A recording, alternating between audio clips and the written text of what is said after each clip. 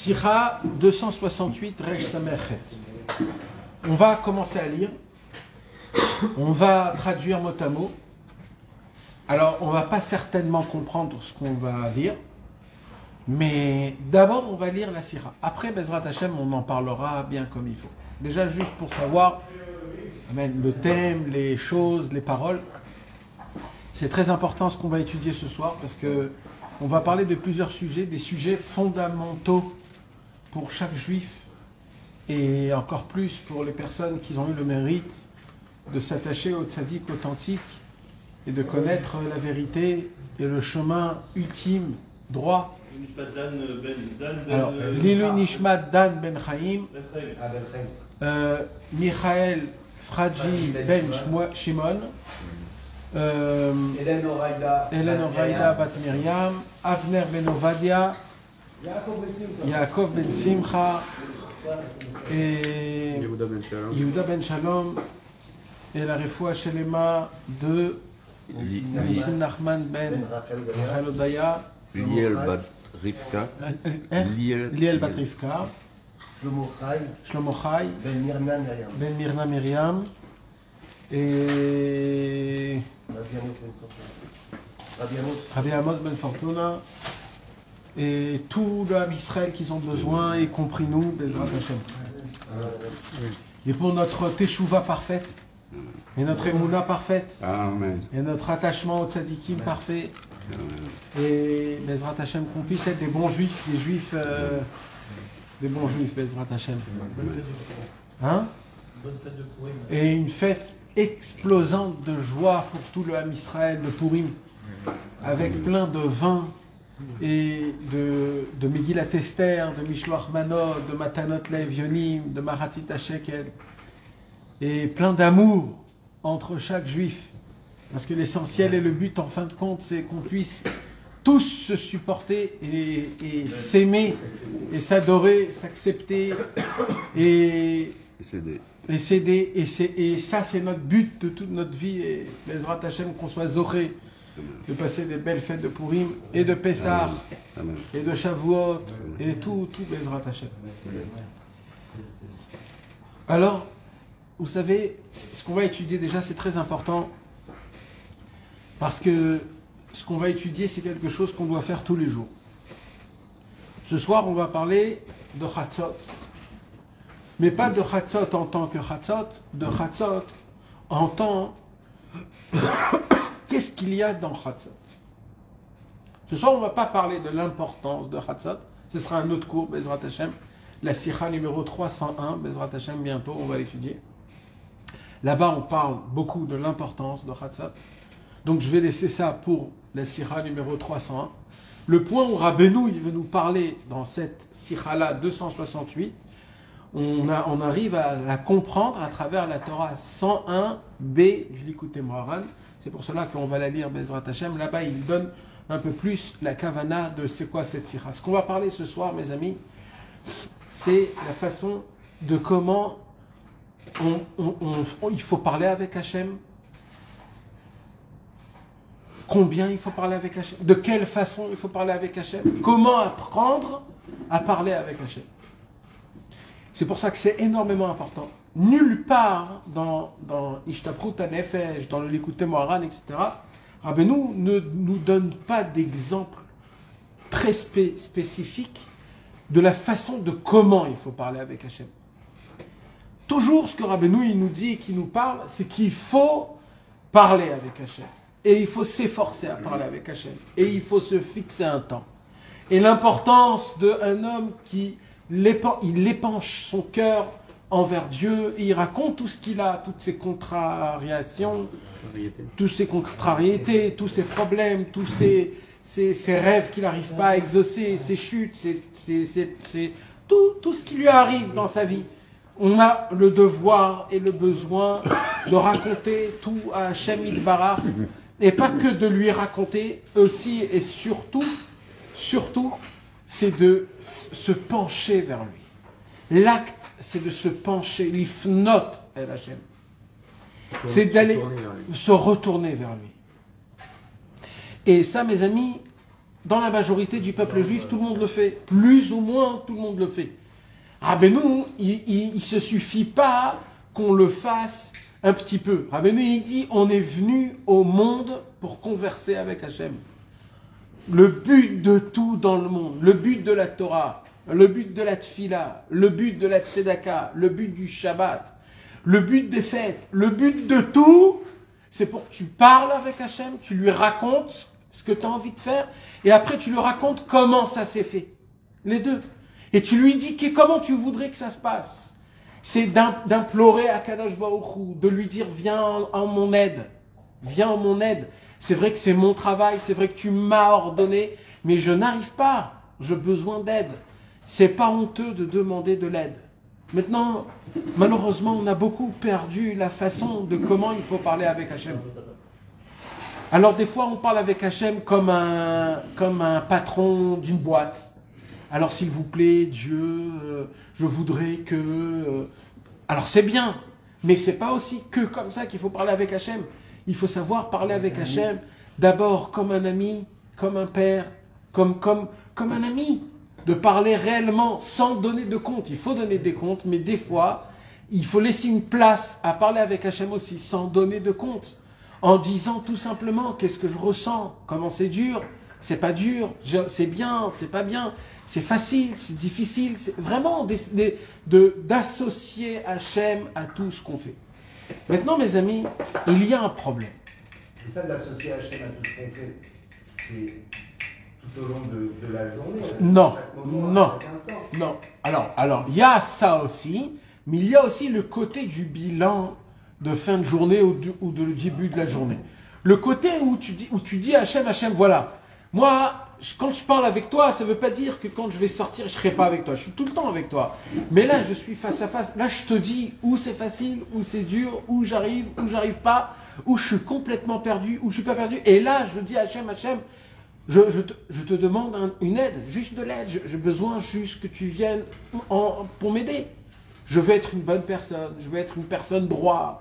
Je veux pas mentir. Je veux être comme il faut. Je veux gagner ma parnassa comme il faut. Je veux être une bonne personne. Je veux être un bon juif. Je veux appliquer Torah au mitzvot. Je veux être fort dans mes actions, dans mes solutions. Je veux être fort dans mes choix que je prends, de les maintenir, de les faire. Pas de tomber à chaque fois que je me dis je vais faire ça et j'arrive pas à le faire.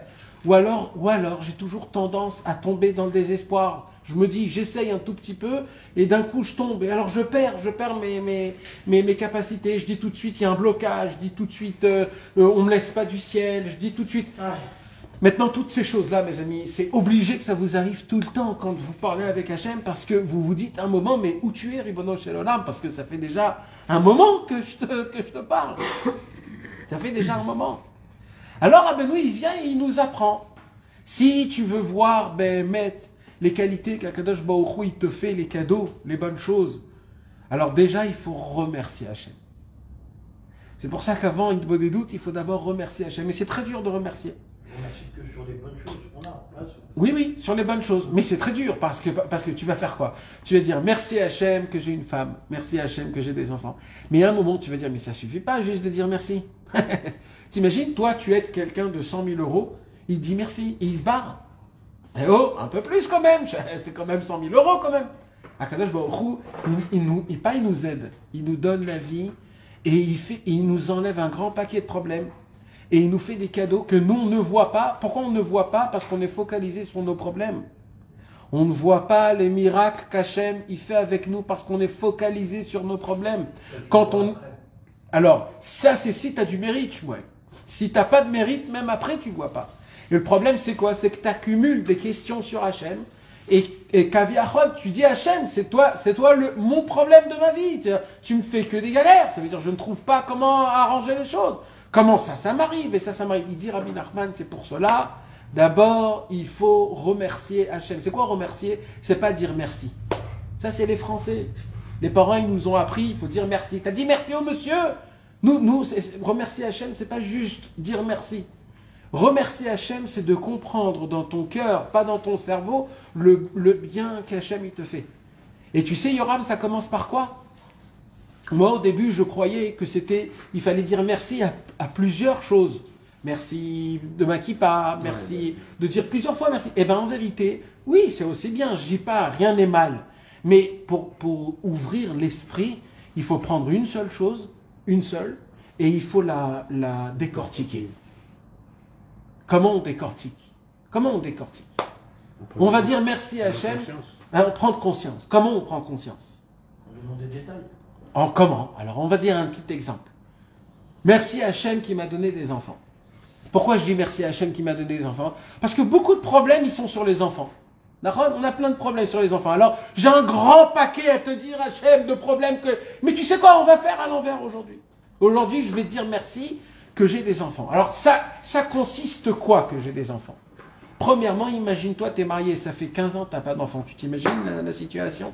Toi et ta femme, tout seul, vous vous regardez comme ça, vous savez même pas qu'est-ce que vous foutez à la maison. C'est quoi le but de ma vie, Birlal? Tu es là et tu dis, mais maintenant, mes amis, on aurait pu être dans une situation pareille. T'imagines, toi, la situation que tu serais si on serait de cette manière? La tzvout, manque de but, la femme qui est pas avec de la simcha, et tellement un grand paquet de problèmes. Après, de savoir et de parler, j'ai la possibilité de voir mes enfants, de leur donner à manger, de leur donner de l'amour. Eux aussi, ils me donnent de l'amour. On a une sorte de famille, c'est important, c'est du cœur.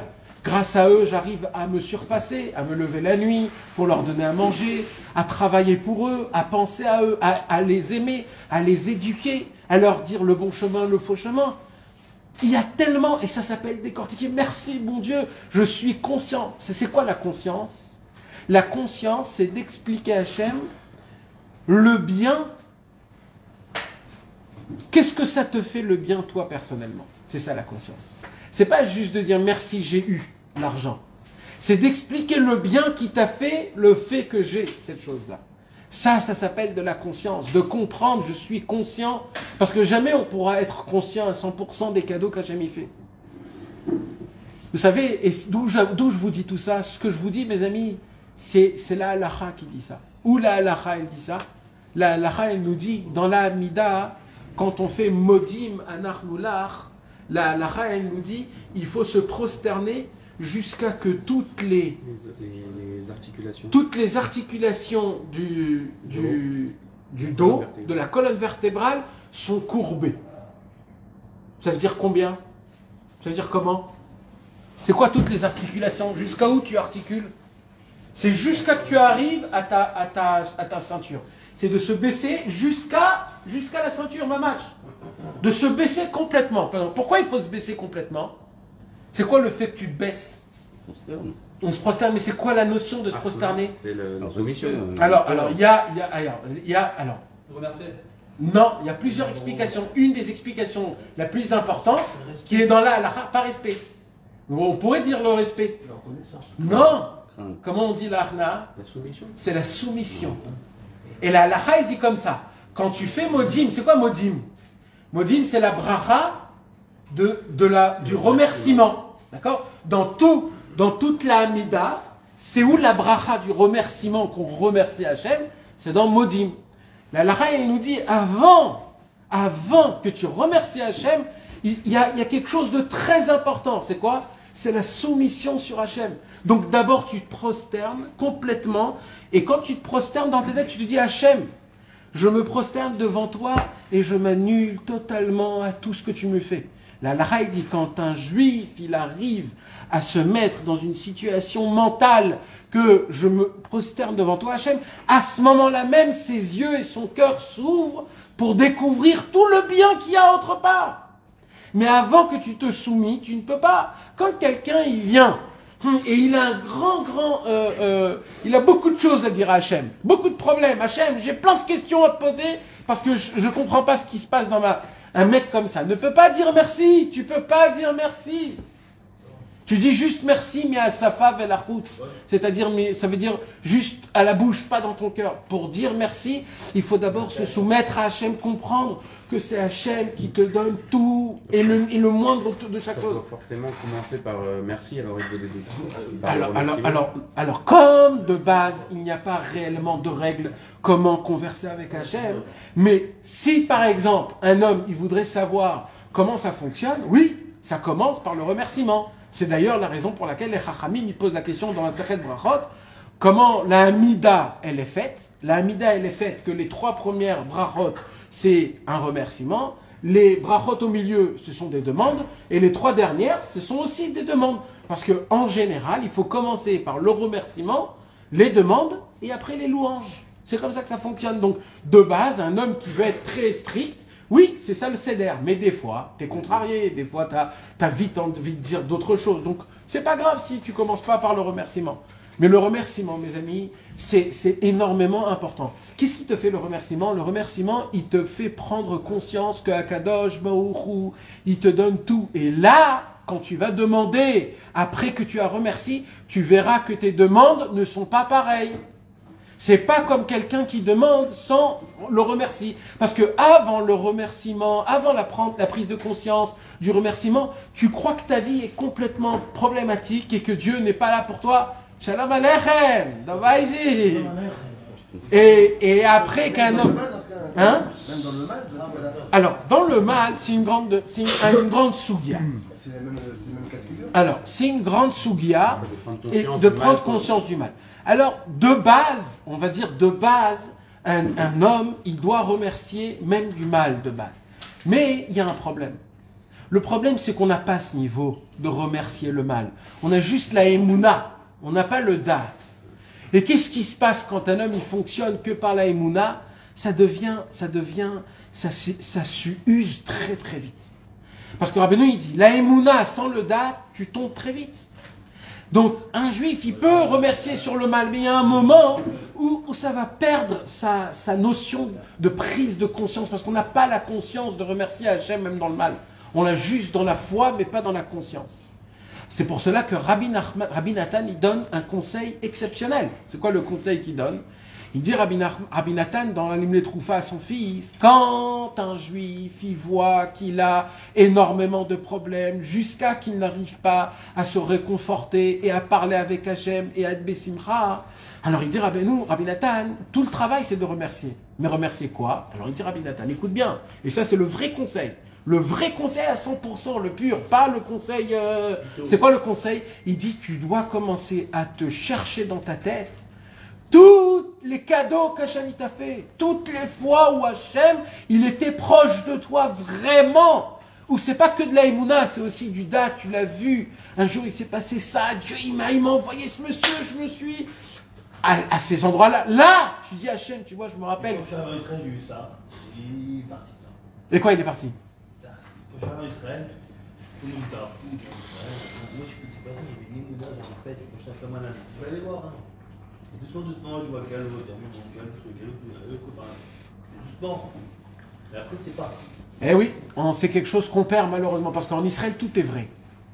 Tout est vrai en Israël. Et en Israël, quand on habite en Israël, c'est ce qui se passe en Israël, je veux dire ce qui se passe en Israël. Souvent, il y a des juifs qui sont en Chutz Laaretz, et les juifs en Chutz Laaretz, ils arrivent à avoir un judaïsme très balèze. À avoir leur étude, la femme, ils ont leur cours de Torah, les enfants, ils ont l'école avec les rabbanim, les Bnei Akiva, je sais pas comment ça part là-bas. Il y a une structure qui est super bien fondée, bien tout, et ils arrivent à faire grandir des enfants, on va dire, plus ou moins, dans la Torah. Et souvent, les gens, ils font leur alia, ils montent en Eretz Israël, et ils perdent tout. Le mari, il a plus son étude, il n'a plus son rave, il n'a plus sa keïla, la femme elle est complètement perdue, il y a des problèmes de parnassa, les enfants ils sont perdus, les enfants vite ils deviennent des Israéliens, les parents ils sont complètement... Et là il dit je comprends pas, je suis venu en Israël pour me renforcer dans la Torah et dans le judaïsme et tout l'inverse est passé. Tu sais c'est quoi la réponse à ça? Tout ce que tu as fait en France c'était du semblant. C'était comme si, c'était keïlou on dit. Mais pas toi, c'est pas toi l'hypocrite que tu as fait. C'est comme ça, en Chutz Laaretz, tout ce que tu fais, c'est keïlou. C'est du semblant. Mais c'est très bien. C'est le maximum qu'on peut faire en Chutz Laaretz. Mais en Eretz Israël, tout ce que tu fais, frérot, c'est du Emet le Hamito. En Israël, c'est le Emet. C'est pour ça que c'est dur. C'est pour ça que chaque chose que tu fais, c'est dur. Mais sache que là, quand tu tapes, c'est plein dans le mille. Là, c'est dans le mille. C'est pas tu tapes... C'est pour ça qu'il faut se battre pour chaque chose en Eretz Israël. C'est pour ça que les Israéliens, ils sont très têtus. Ils sont très... Pourquoi? Parce que tout, c'est comme ça, il faut être têtu dans la Vodat Hashem. Et nous, on se moque d'eux, mais il faut apprendre d'eux. Il faut être têtu dans la Vodat Hashem, il faut se casser la tête, il faut venir, il faut revenir. Il faut dire Azma, comme les Israéliens, Azma. Donc tu lui expliques quelque chose de hyper logique, il dit et alors? Mais quoi et alors? Je viens de t'expliquer que c'est fermé. C'est-à-dire quoi et alors? Et lui dit et alors? Azma. Eh ben nous aussi on doit dire Azma, comme ils ont dit à Moshe Rabbeinu. Quand oui, c'est ça le Inyan. Mais qui sont mes amis? Pour revenir, il y a un problème. Et c'est quoi le problème? Le problème, c'est quand on prend la vie d'un juif aujourd'hui actuellement. Alors un juif, il a le devoir, d'après la Torah, c'est d'être pur, c'est d'être saint. Ça veut dire quoi? Ça veut dire d'abord de garder ses yeux, ses oreilles et son brite pour ne pas regarder des mauvaises choses ou des choses qui sont interdites. Et ça c'est très important mes amis, il faut pas négliger ce point. Il faut pas croire, et il faut pas croire qu'on arrivait à un âge où c'est fini pour moi. Il ne faut pas croire que moi, j'ai pas de ça parce que je suis marié, etc. Mes amis, c'est un problème qui existe depuis l'âge de 12 ans jusqu'à la mort. Et si on ne le voit pas extérieurement, c'est encore plus grave. C'est encore plus grave. On a ces problèmes-là, mes amis. Ce problème-là, il est tout le temps avec nous, sur le téléphone, sur les photos qu'on voit, sur les musiques, avec nos enfants. On est tout le temps le Yetzer Hara des passions sexuelles. C'est chez les femmes et chez les hommes. C'est pas que les hommes, c'est aussi les femmes.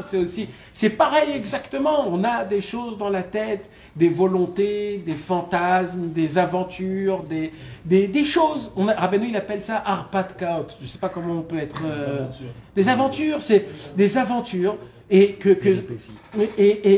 maintenant, il c'est avec nous dans notre tête, c'est dans notre cœur, c'est notre cœur qui a cette chemda, chamoud, comment on dit, chamidout, cette attirance, c'est mignon, c'est bon, c'est touchant, ça te fait vibrer, tu te sens vivant, tu te sens, oui, et malheureusement mes amis, il faut savoir qu'il faut se battre contre ça. Maintenant, à part ça, il y a aussi le problème des aliments. La ta'avat achila. Alors la ta'avat achila, j'en parle même pas parce qu'on est tellement dedans. C'est que malheureusement, on ne fait même pas attention combien on se fait du mal en mangeant pas ce qu'il faut, pas comme il faut, à des heures spéciales. Et qu'est-ce qu'on mange? Alors déjà ça aussi, et on peut manger comme des gloutons, on peut manger des fois des choses qui ne sont pas très cachères. Ça aussi, mes amis, il faut faire attention. Le lait, la viande, 6 heures, les hashgachot, les bonbons, permis, pas permis, la liste, pas la liste. C'est fini la liste, les amis. On est en Eretz Israël, maintenant, on n'est plus... Et malheureusement, on est là. Maintenant, à part ça, il y a les problèmes de l'argent. La ta'avat mamon. La ta'avat mamon, alors là, mes amis, j'ai même pas besoin d'en parler, parce qu'il suffit juste que je commence à en parler, et on est tous dedans. C'est-à-dire tous dedans, mamache. On voit un petit billet, on entend parler un truc, on veut gratter à droite à gauche, on veut regarder, on essaye de faire le beau gosse devant les personnes qui ont un peu plus d'argent ou devant quelqu'un que peut-être je peux recevoir de lui de l'argent. Et je change ma personnalité. Des fois, je peux changer sans le savoir. Des fois, je fais le radin. Des fois, je me conduis pas comme il faut avec l'argent. Le maaser, des fois c'est dur de donner le maaser. La tzedaka, il faut donner un petit peu. Et après, il faut savoir, parce que nous on croit que si j'ai gagné mon argent, je peux me permettre d'acheter ce que j'ai envie. Mais frérot, tu peux pas te permettre d'acheter ce que tu veux. Parce que même l'argent que tu as gagné, elle n'est pas à toi, cet argent. Elle n'est pas à toi. Cet argent, c'est pas à toi. Tu peux pas faire ce que tu veux avec l'argent. Cet argent, elle est à Hachem. Toi, tu as travaillé à cause de tes fautes. L'argent, on a dit, Rabbeinu, il a dit, on travaille gratuit et on mange gratuit. C'est gratuit. Le monde, il est gratuit. On n'a pas la Emouna pour vivre comme ça. Mais le Emet, c'est ça, le Emet. Le Emet, c'est qu'on travaille à cause de nos fautes, mais on mange. Hachem nous donne à manger. Maintenant, nous, on croit que parce que j'ai gagné aujourd'hui, on va dire, une grande somme plus que ce que j'ai gagné le mois dernier, je peux me permettre de me faire un petit kiff. Et de m'acheter un truc, mais qui te permet, qui t'a dit que c'est moutard d'acheter, même si c'est ton argent, qui t'a dit? Est-ce que tu as vu déjà autour de toi, est-ce qu'il y a des gens qui sont dans le besoin ou pas? Tes enfants, ta femme? Est-ce que tu as vu? Peut-être qu'il te manque un livre de Torah. Peut-être qu'il faut que tu changes tes téphilines. Peut-être qu'il faut que tu commences. Cet argent, c'est Hachem qui te l'a donné. Akadosh Baruch Hu, il te le donne pas, c'est pas pour rien. Alors nous, on croit qu'on peut se permettre, alors on va à droite à gauche et on peut se permettre de... Et ça inclut la Tahavat Mammon, même l'amour de l'argent, de compter de l'argent, de renifler l'argent, de parler d'argent, même de parler pour rien dire sur des combines d'oseille, mais des combines de comment on peut faire... Et tout ça, c'est de la Tahavat Mammon, mes amis. Aujourd'hui, c'est plus l'argent que la vente de vidéo. Et des fois, même quand quelqu'un il te dit mais je dois payer mon Khashmal, je dois payer mon électricité, moi je vais au travail pour payer... Où est le problème dans ça? Alors Rabbeinu il vient, il dit il n'y a pas de problème, mais pourquoi cet amour? Et pourquoi tu crois que c'est que l'argent qui peut arranger tes problèmes? Pourquoi tu crois que c'est que l'argent qui peut? C'est Hachem Yitbarach, le patron de tout. Pourquoi je vous dis tout ça? C'est parce que chaque juif, il a en général ces trois problèmes. Comment on peut dire? Principaux, mais pas principaux. Parce que ces trois problèmes-là, ils incluent en elles tout le reste. Les trois, c'est-à-dire les aliments, les passions sexuelles et l'argent. Ce sont les trois que leur place dans notre corps. L'honneur, c'est plus tard, c'est quelque chose d'autre. C'est inclus dans les trois. C'est les trois qui forment l'honneur. Mais c'est toujours avec la fin, oui. Mais ça veut dire c'est l'inclus. Mais maintenant, ce qui se passe, c'est quoi? C'est que ces trois-là, où ils sont? Où ils se situent, ces trois ta'avot-là? Ils se situent dans le cœur. Les autres ta'avot, ils ne sont pas dans le cœur. Les autres ta'avot, quand un homme, il est, comment on dit Ka'asan? Un coléreux. D'où vient la colère? La colère. Ça vient pas du cœur, la colère. La colère, elle vient de la bile. De la bile. La bile noire, Marashchora. Tous les problèmes, ils ont un endroit dans le corps d'où ça sort. D'accord? La gava, d'où elle vient la gava? Des poumons. Quand un homme, il a beaucoup de... D'accord? Maintenant, d'où viennent ces trois ta'avot-là? Ces trois ta'avot-là, ça vient du cœur. Et c'est ça l'unique problème. C'est que le cœur, c'est le plus important de tout. C'est la neshama. Oui, mais la racine... On ne peut pas contrôler. Le cœur... On ne peut pas contrôler. Où on aime, on n'aime pas. Alors, on peut travailler dessus, je comprends. Mais alors, tu as raison, mais il faut que tu saches quelque chose. Le seul au monde qui peut contrôler le cœur, c'est que toi. Sache-le. Même Hachem, Kaviachol, ne peut pas contrôler ton cœur. Et tu sais d'où on apprend ça? D'où on apprend ça? De notre paracha de la semaine. Paracha de Teruma. Vaikru li Teruma, met kolish, asher itvenu libo. Je te pose une question. C'est qui demande à qui? La Teruma. Hachem, il demande à Am Israël. Hachem, il a besoin d'une trouma? Hachem, il a besoin du trouma. Hachem, li a kesef, li a zahav. Akadosh Baruch Hu, c'est lui qui a créé le monde. Il dit à Moshe, donnez-moi de la trouma. Donc même Hachem, c'est un schnorrer. Hachem demande une trouma. Alors tu sais quoi, on va dire oui. Mais le mot trouma, ça veut dire quoi le mot trouma? Trouma, c'est quoi? Trouma, c'est quelqu'un qui n'a pas et qui veut une donation. Donc automatiquement, le mot, il est problématique. Tu aurais pu dire Vaikrouli machatzita shekel ou Vaikrouli zahav, kesef, nechoshet. Pourquoi trouma? C'est quoi le trouma? Mais Hachem, est-ce qu'il a besoin d'une trouma? Non, mais peut-être qu'il veut que tu trompes ta nefesh. Alors la Torah, mais elle a écrit zahav, kesef ou nechoshet. Alors la Torah, elle vient et elle donne une réponse la plus simple possible. Me'et kol ish asher idvenu libo. En vérité, la seule chose qu'Hachem il n'a pas, c'est notre cœur. C'est quoi le cœur, mes amis? C'est le libre arbitre. En fait, le cœur, c'est quoi? C'est Hachem, il dit, je vais te donner ce cœur. Avec ce cœur, tu pourras ressentir ce que tu veux, vouloir ce que tu veux. C'est toi qui gères ça. C'est pas moi, c'est toi. C'est ta sensation. C'est ça le libre arbitre, il est où? Dans le cœur. Choisis. Donc, la seule chose que Hachem, il peut demander, une terouma de nous, c'est quoi? C'est notre cœur. Qu'est-ce qu'il a dit, Rabbeinu? Nouli et liprem. Donnez-moi vos cœurs. Pourquoi donnez-moi vos cœurs? C'est la seule chose qui vous appartient, Béhémet. Donne-moi ton cœur. Donne-moi ce que t'aimes. Donne-moi tes sensations. Donne-moi ce que tu veux. Le Hémet, il est où? Le Hémet, le vrai toi, il est dans ton cœur. Ce que tu veux. Donc c'est ça qui demande Hachem. Donnez-moi votre cœur. C'est ça la vraie terouma. Donc en vérité, le cœur, il est dans tes mains. Le seul problème, c'est qu'on ne sait pas l'accès, comment gérer notre cœur. Pour ça, il y a des livres. Pour ça, il y a les Likutei Etzot, où Rabbeinu, il nous explique. Et Rabbeinu, dans ses explications, il nous dit, le cœur, il est fondé à travers trois ta'avot. C'est les ta'avot, c'est ce qu'on a dit. C'est les passions alimentaires, sexuelles et argent. Et il dit Rabbi Nachman, au moment où un juif, il chasve shalom, il tombe dans les trois, il tombe réellement, il se passe quoi?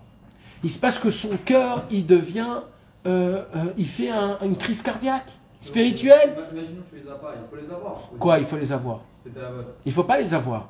Il faut savoir les les doser. Imaginons que tu veux pas les avoir. Non, nous, on ne veut pas les briser totalement. Nous, ce qu'on veut, c'est de les utiliser alpi alaha, comme la Torah nous dit. Tu comprends? Ça veut dire manger, on a le droit de manger, mais il faut savoir comment et combien. Pareil pour les passions sexuelles, pareil pour l'argent. Il faut juste avoir le dosage et la façon de comment utiliser. Maintenant, il dit Rabbi Nachman, vous savez qu'est-ce qui se passe quand il y a un arrêt cardiaque spirituel? Au moment où un homme est tombé dans les trois, c'est comme si qu'il se plante le cœur, les trois chambres qu'il y a essentielles, et au moment où ça arrive, il dit Rabbi Nachman, on perd ce qu'on appelle Yerushalayim, c'est Ira Shalem.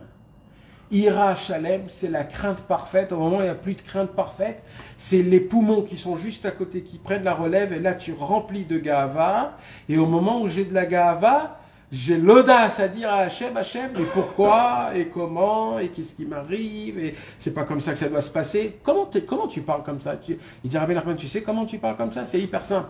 Tu as rempli ton cœur de Gahava. Pourquoi? Parce qu'il n'y a pas de crainte. Pourquoi il n'y a pas de crainte? Parce que tu as défoncé les trois chambres de ton cœur.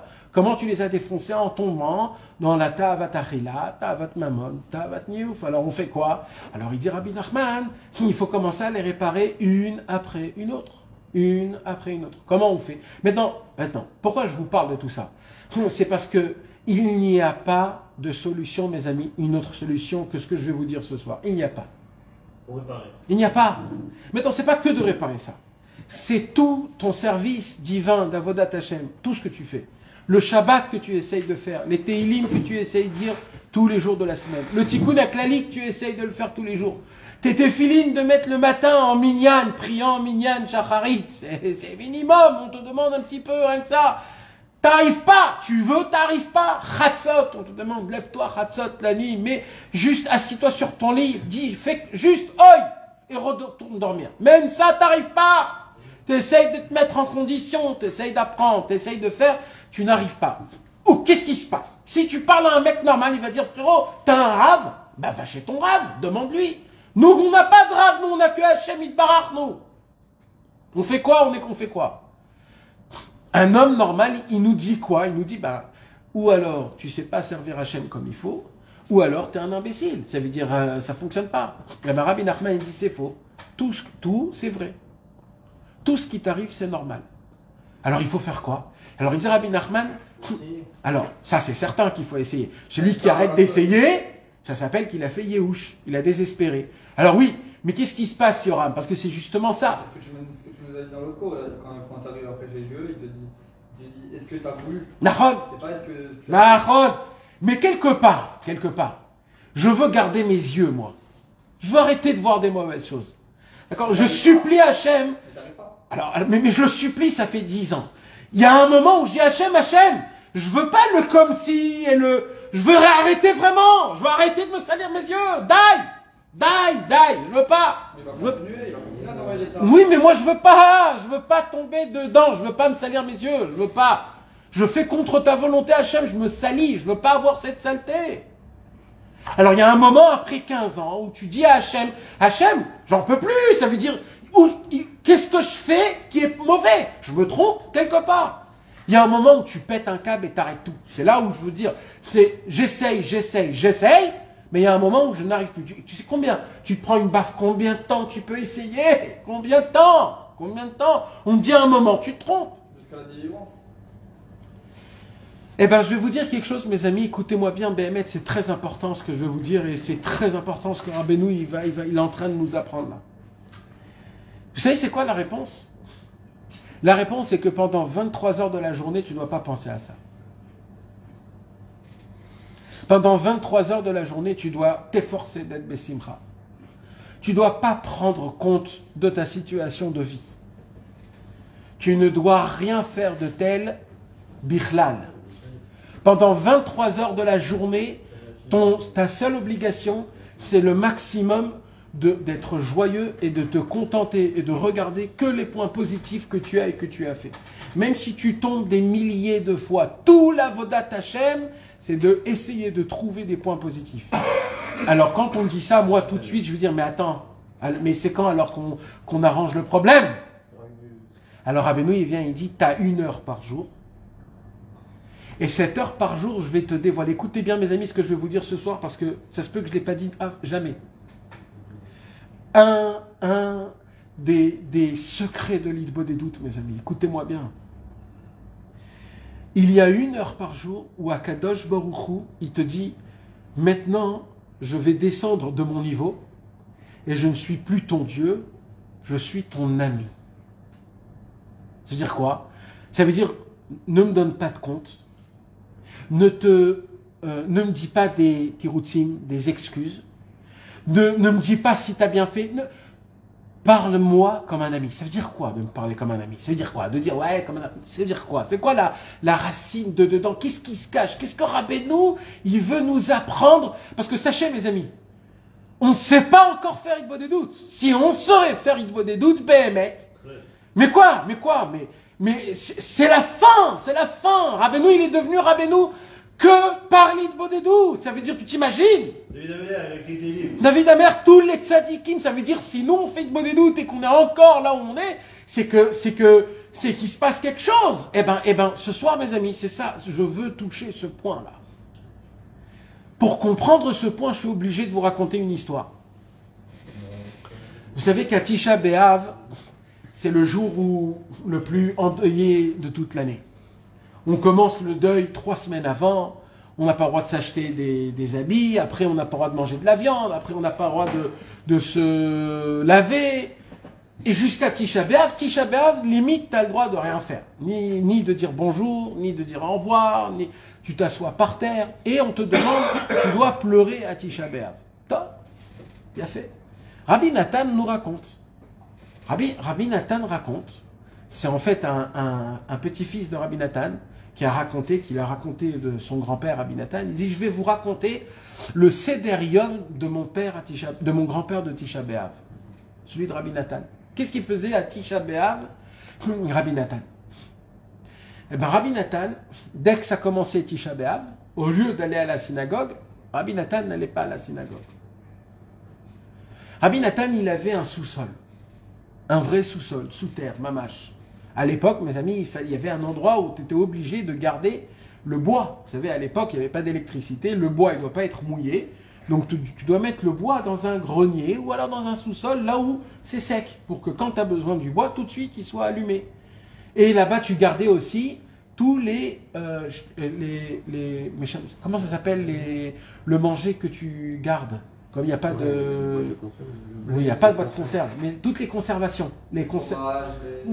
même les fruits, à l'époque, les concombres, le maïs, etc. Comment on les gardait pour 1 semaine, 1 mois, 2 mois? On les méchamri motan. On les conservait avec du sel, avec des bocals, etc. Donc à l'époque, c'était hyper connu qu'on mettait tous les aliments, etc. dans un endroit frais, d'accord? Mais qui te Rabbi Nathan, Tisha B'Av rentrait, Rabbi Nathan descendait dans son grenier. Et Rabbi Nathan, il avait un grenier, un sous-sol, une cave, qui était très profonde. Très profonde, elle était profonde dans sa cave. Donc il descendait, mamache, plein de marches. C'était vraiment sous la terre. Et là-bas, tellement c'était sombre, même quand tu allumais une bougie, ça faisait pas beaucoup de lumière. Ça faisait un tout petit peu de lumière. Rabbi Nathan, il prenait ses quinotes, il prenait ses alimentations, ses lamentations. Il prenait le livre des lamentations, il descendait dans la cave et il disait, et on entendait des hurlements jusqu'à le lendemain matin après-midi. Et on savait tous dans la famille que quand Rabbi Nathan remontait de la cave, il était tout lumineux et joyeux est exceptionnel. Et un jour, on lui a posé la question, Rabbi Nathan, c'est pas encore terminé Tisha B'Av. Tisha B'Av, c'est le soir, c'est pas l'après-midi.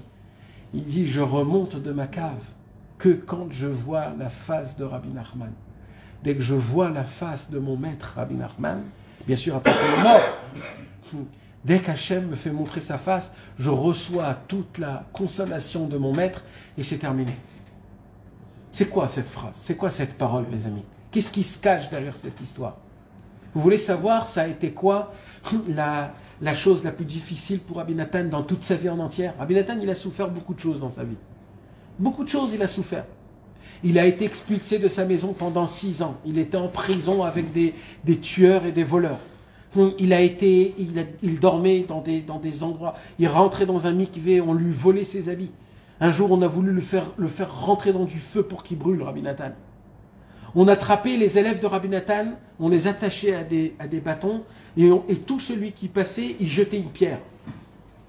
Vous imaginez, c'était qui Rabbi Nathan? Rabbi Nathan était poursuivi du monde. Il a construit le Kloïs. Les mitnagdim, ils ont brisé le Kloïs. Ils ont brisé le Kloïs. Après, il a voulu imprimer les livres de Rabbeinu. Il les a imprimés chez lui à la maison, lettre par lettre. Les policiers, ils sont venus. Ils lui ont pris tous ses écrits, tous les écrits qu'il avait. Une majorité de l'Ikouté à la Rote qu'on n'a pas aujourd'hui, qu'on aurait pu avoir. La vie de Rabbi Nathan, elle a été très, très, très compliquée. Mais notre maître nous apprend à être joyeux. Donc on est obligé d'être joyeux. Hein? Hein? De quoi? Alors, il voyait la face de toute la nuit, il s'est lamenté, il a hurlé. Maintenant, Rabbeinu, il nous dit, on est obligé d'être Bessimcha. Mais alors, j'explique. Alors la question est, mais Rabbeinu, ou alors Hachem Idbar, tu nous demandes d'être joyeux. Mais on est des humains, qu'est-ce que tu veux? On est des humains, on ne peut pas être joyeux quand on a des problèmes, quand on souffre, quand notre famille elle souffre, quand le peuple juif il souffre, quand il y a des morts. On ne peut pas être Bessimcha. Comme tu as dit, notre cœur, il n'est pas dans notre... C'est dur, c'est très très dur. Alors Rabbi Nathan, il donne une explication exceptionnelle, c'est l'histoire. C'est quoi cette histoire? Quand tu sais qu'il y a un moment dans ta vie où là, tu peux lâcher toute l'amertume que tu as, c'est beaucoup plus facile pour toi d'être joyeux puisque tu sais que l'amertume que tu as, tu vas l'éclater au moment voulu. Rabbi Nathan un jour a dit comme ça, mon pire problème, mon poids réel que je supporte dans mon cœur, c'est quoi? C'est le fait que mon maître n'est pas avec moi. C'est que Rabbeinu est niftar. Rabbeinu, il n'est plus avec moi. C'était ça le seul problème. Et lui, Rabbi Nathan, il voulait crier, pleurer. Pendant tous les jours qu'il vit sans son maître, il voulait crier, pleurer, déchirer ses habits comme Tisha B'Av. Pourquoi il avait besoin de le voir? Pourquoi? Il avait besoin de le voir. Il avait besoin d'être à côté de lui parler. Alors pour nous aujourd'hui. Alors attends, écoute Yoram. Donc le problème de Rabbi Nathan, c'était ça. Mais on voit que Rabbi Nathan, il a vécu normal. Il était Bessimcha, il chantait, il dansait. Mais tout ça pourquoi? Parce que Rabbi Nathan, il dit, je savais qu'à Tisha B'Av, c'est le moment où Hachem me dit, Baba, toute l'amertume, sors-la moi. C'est le maintenant. Maintenant, plains-toi. C'est reprise de Shalom, c'est pas des plaintes. Mais ça veut dire maintenant, lâche-toi. Lâche-toi. T'as une heure. Voilà. Pour Rabbi Nathan, c'était à Tisha B'Av. Où il lui disait, parce que c'est quoi réellement, mes amis, la destruction du temple? Mais vous croyez qu'on pleure des pierres? On pleure des pierres? C'est pas des pierres. On s'en fout des pierres. On pleure quoi? La Shrina, les tzadikim. Il y a écrit que quand un tzadik est mort, c'est compté comme 2 destructions du temple. Kiflaim kechurban bet hamikdash. Donc c'est sur quoi qu'on pleure? Sur que le tzadik n'est plus. Donc le moment le plus ultime, où c'est le moment où je dois complètement me lâcher de toute l'amertume que j'ai, c'est quand? C'est justement à Tisha B'Av, où là j'ai la possibilité de me lâcher, de dire Hachem, dai, j'en peux plus, c'est trop dur. Et il disait Rabbi Nathan, et j'ai pas laissé Hachem Yitbarach jusqu'à qu'il me fait montrer mon maître. Tous les Tisha B'Av, Rabbi Nathan avait le mérite que Rabbeinu se montrait à lui et qu'après cela, il pouvait se sortir de Tisha B'Av. Alors écoutez bien mes amis, vous voyez cette histoire que je vous ai racontée, la sira qu'on va étudier, elle va nous parler un petit peu de ça. Je vais la lire mot à mot et après on va essayer de décortiquer qu'est-ce qu'on a étudié. Alors, dans la sira qu'on va étudier 268, Bezrat Hashem, tu l'as la sira 268? Alors, vous savez mes amis, dans le Tikkun Chatzot, d'abord c'est très important de se lever la nuit. Parce que vous savez, quand on se lève à Chatzot, Chatzot c'est comme un mini Tisha B'Av. Chatzot, de base, c'est 6 heures après que 3 étoiles est sorti. C'est-à-dire, Tzeta Kochavim, 6 heures après Tzeta Kochavim, là où tu es dans le monde, Kaitsu Choref, l'été ou l'hiver, c'est toujours 6 heures de la montre. Et après 6 heures de la montre, tu as 2 heures propices. 2 heures propices. Après les 2 heures propices, Tant qu'il fait nuit. tant qu'il fait nuit. Après les 2 heures propices, tu as jusqu'à le Netz. Jusqu'à le Netz, d'après le Beni Israël. Alors en ce moment, c'est minuit et demi, 1 heure. 1 heure moins quart, un truc comme ça, minuit, 1 heure. Donc tu as 2 heures propices. Après ces 2 heures propices, tu peux encore faire le Tikkun Chatzot. C'est moins propice, mais c'est compté pareil, Tikkun Chatzot, jusqu'à le Netz Hachama, jusqu'à le temps de faire... Maintenant, dans Tikkun Chatzot, dans Tikkun Rachel, mes amis, il y a des tzadikim qui ont écrit des keynotes, des lamentations sur le Beth Amikdash. Attends, je peux juste dire un truc? Ouais. Tu dis que c'est un mini Tisha B'Av, comme si que nous, on était tellement joyeux que genre, comme Rabbi Nathan, on attend Tisha B'Av pour... Alors t'inquiète, j'arrive à ça. On n'est pas là du tout, nous. Alors j'arrive tout de On a suite. besoin de Simcha. J'arrive tout de suite. Tu sais, on a tous besoin de Simcha. Tu sais pourquoi on a besoin de Simcha? C'est parce qu'on est triste toute la journée. D'accord? Mais c'est pas une raison. C'est-à-dire, si tu t'obliges à être Bessimcha, tu seras obligé de te trouver un endroit, un moment dans ta journée où là tu vas te lâcher. Tu vas te lâcher dans la joie. Ça veut dire dans la tristesse, Kaviarol.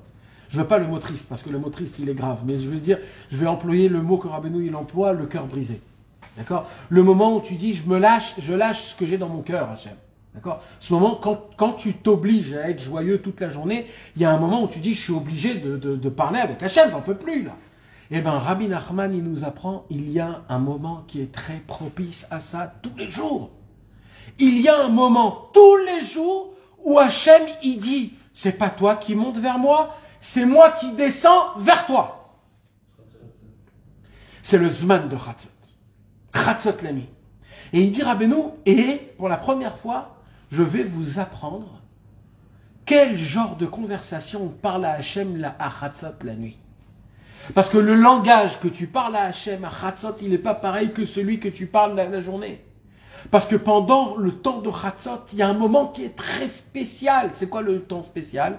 C'est le fait, le Zohar Akadosh, il nous apprend que Akadosh Baruch Hu, il sort, il se lève de sa place et il descend voir les tzadikim. Et tout celui qui est réveillé à cette heure-ci-là, il descend chez lui. Ça veut dire Akadosh Baruch Hu, il descend où?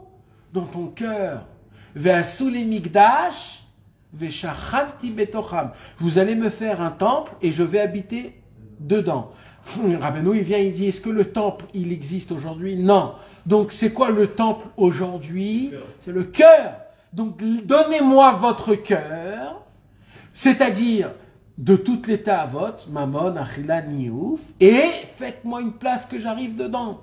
Le temps de Chatzot, mes amis, c'est un temps où Hachem te permet à lui dire certaines choses que tu n'as pas le droit de lui dire dans la journée. Tu sais, c'est comme le soldat. Le soldat, il est obligé de parler avec son mefaket, comment on dit, son général, son commandant, il est obligé de parler avec un certain honneur, un certain respect. Mais il y a des fois où le khayal, le soldat, il dit, général, commandant, je peux parler normal, franchement, et là il dit oui, et là d'un coup t'es plus comme ça, et tu lui parles normal. À Hatzot, Akadosh Baruch Hu, il dit, là, tu as 2 heures, parle-moi comme tu veux. Je suis à côté de toi, je te sens, et je suis là, je suis ton père, je suis ton ami, et je t'aime. Dis-moi ce que tu as dans ton cœur, comme c'est dans ton cœur, sans choisir des mots, et sans expliquer, sans... Parle-moi, c'est le moment où j'entends tout, Béhémet, j'entends tout.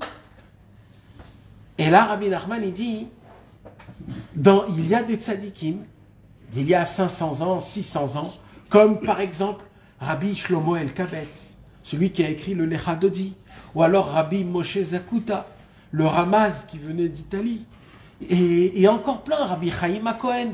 Ils ont écrit des lamentations sur le temple.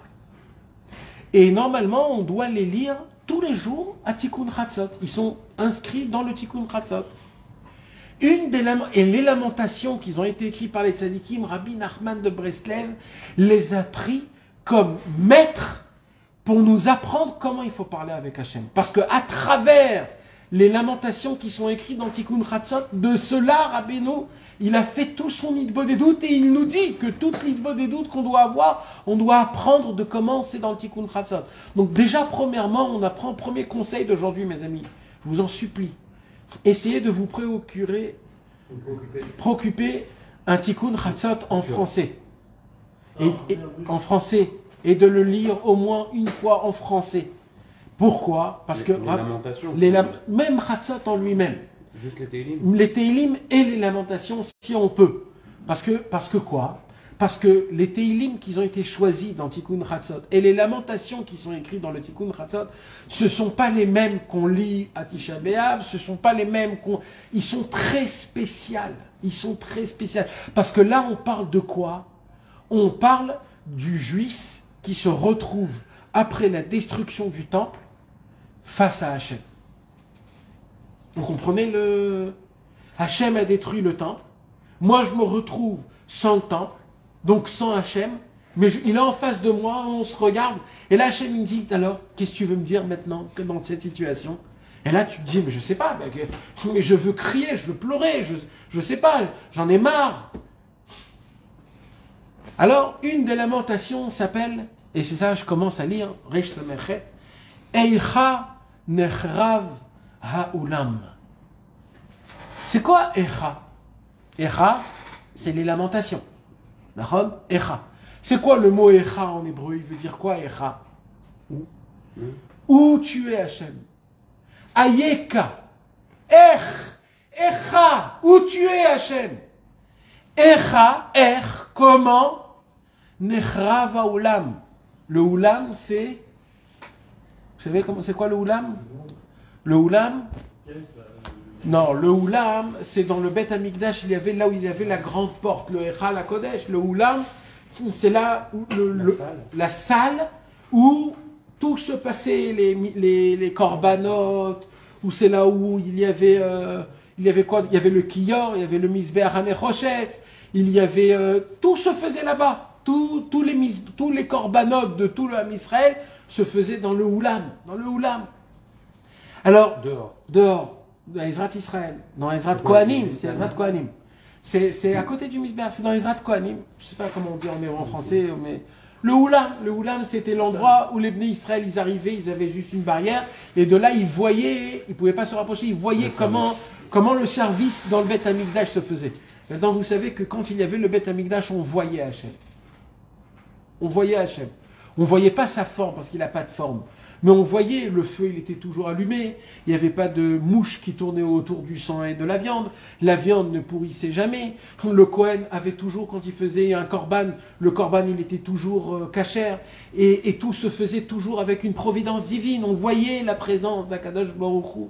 Chaque juif qu'il avait un problème, chaque juif qu'il avait quelque chose qu'il avait besoin de tenir ou de prendre Hachem Yitbarach, il suffisait juste d'y aller dans le Bet Amikdash, de rentrer dans le Bet Amikdash, ça suffisait pour regarder Akadosh Baruch Hu. Rien que le Ulam.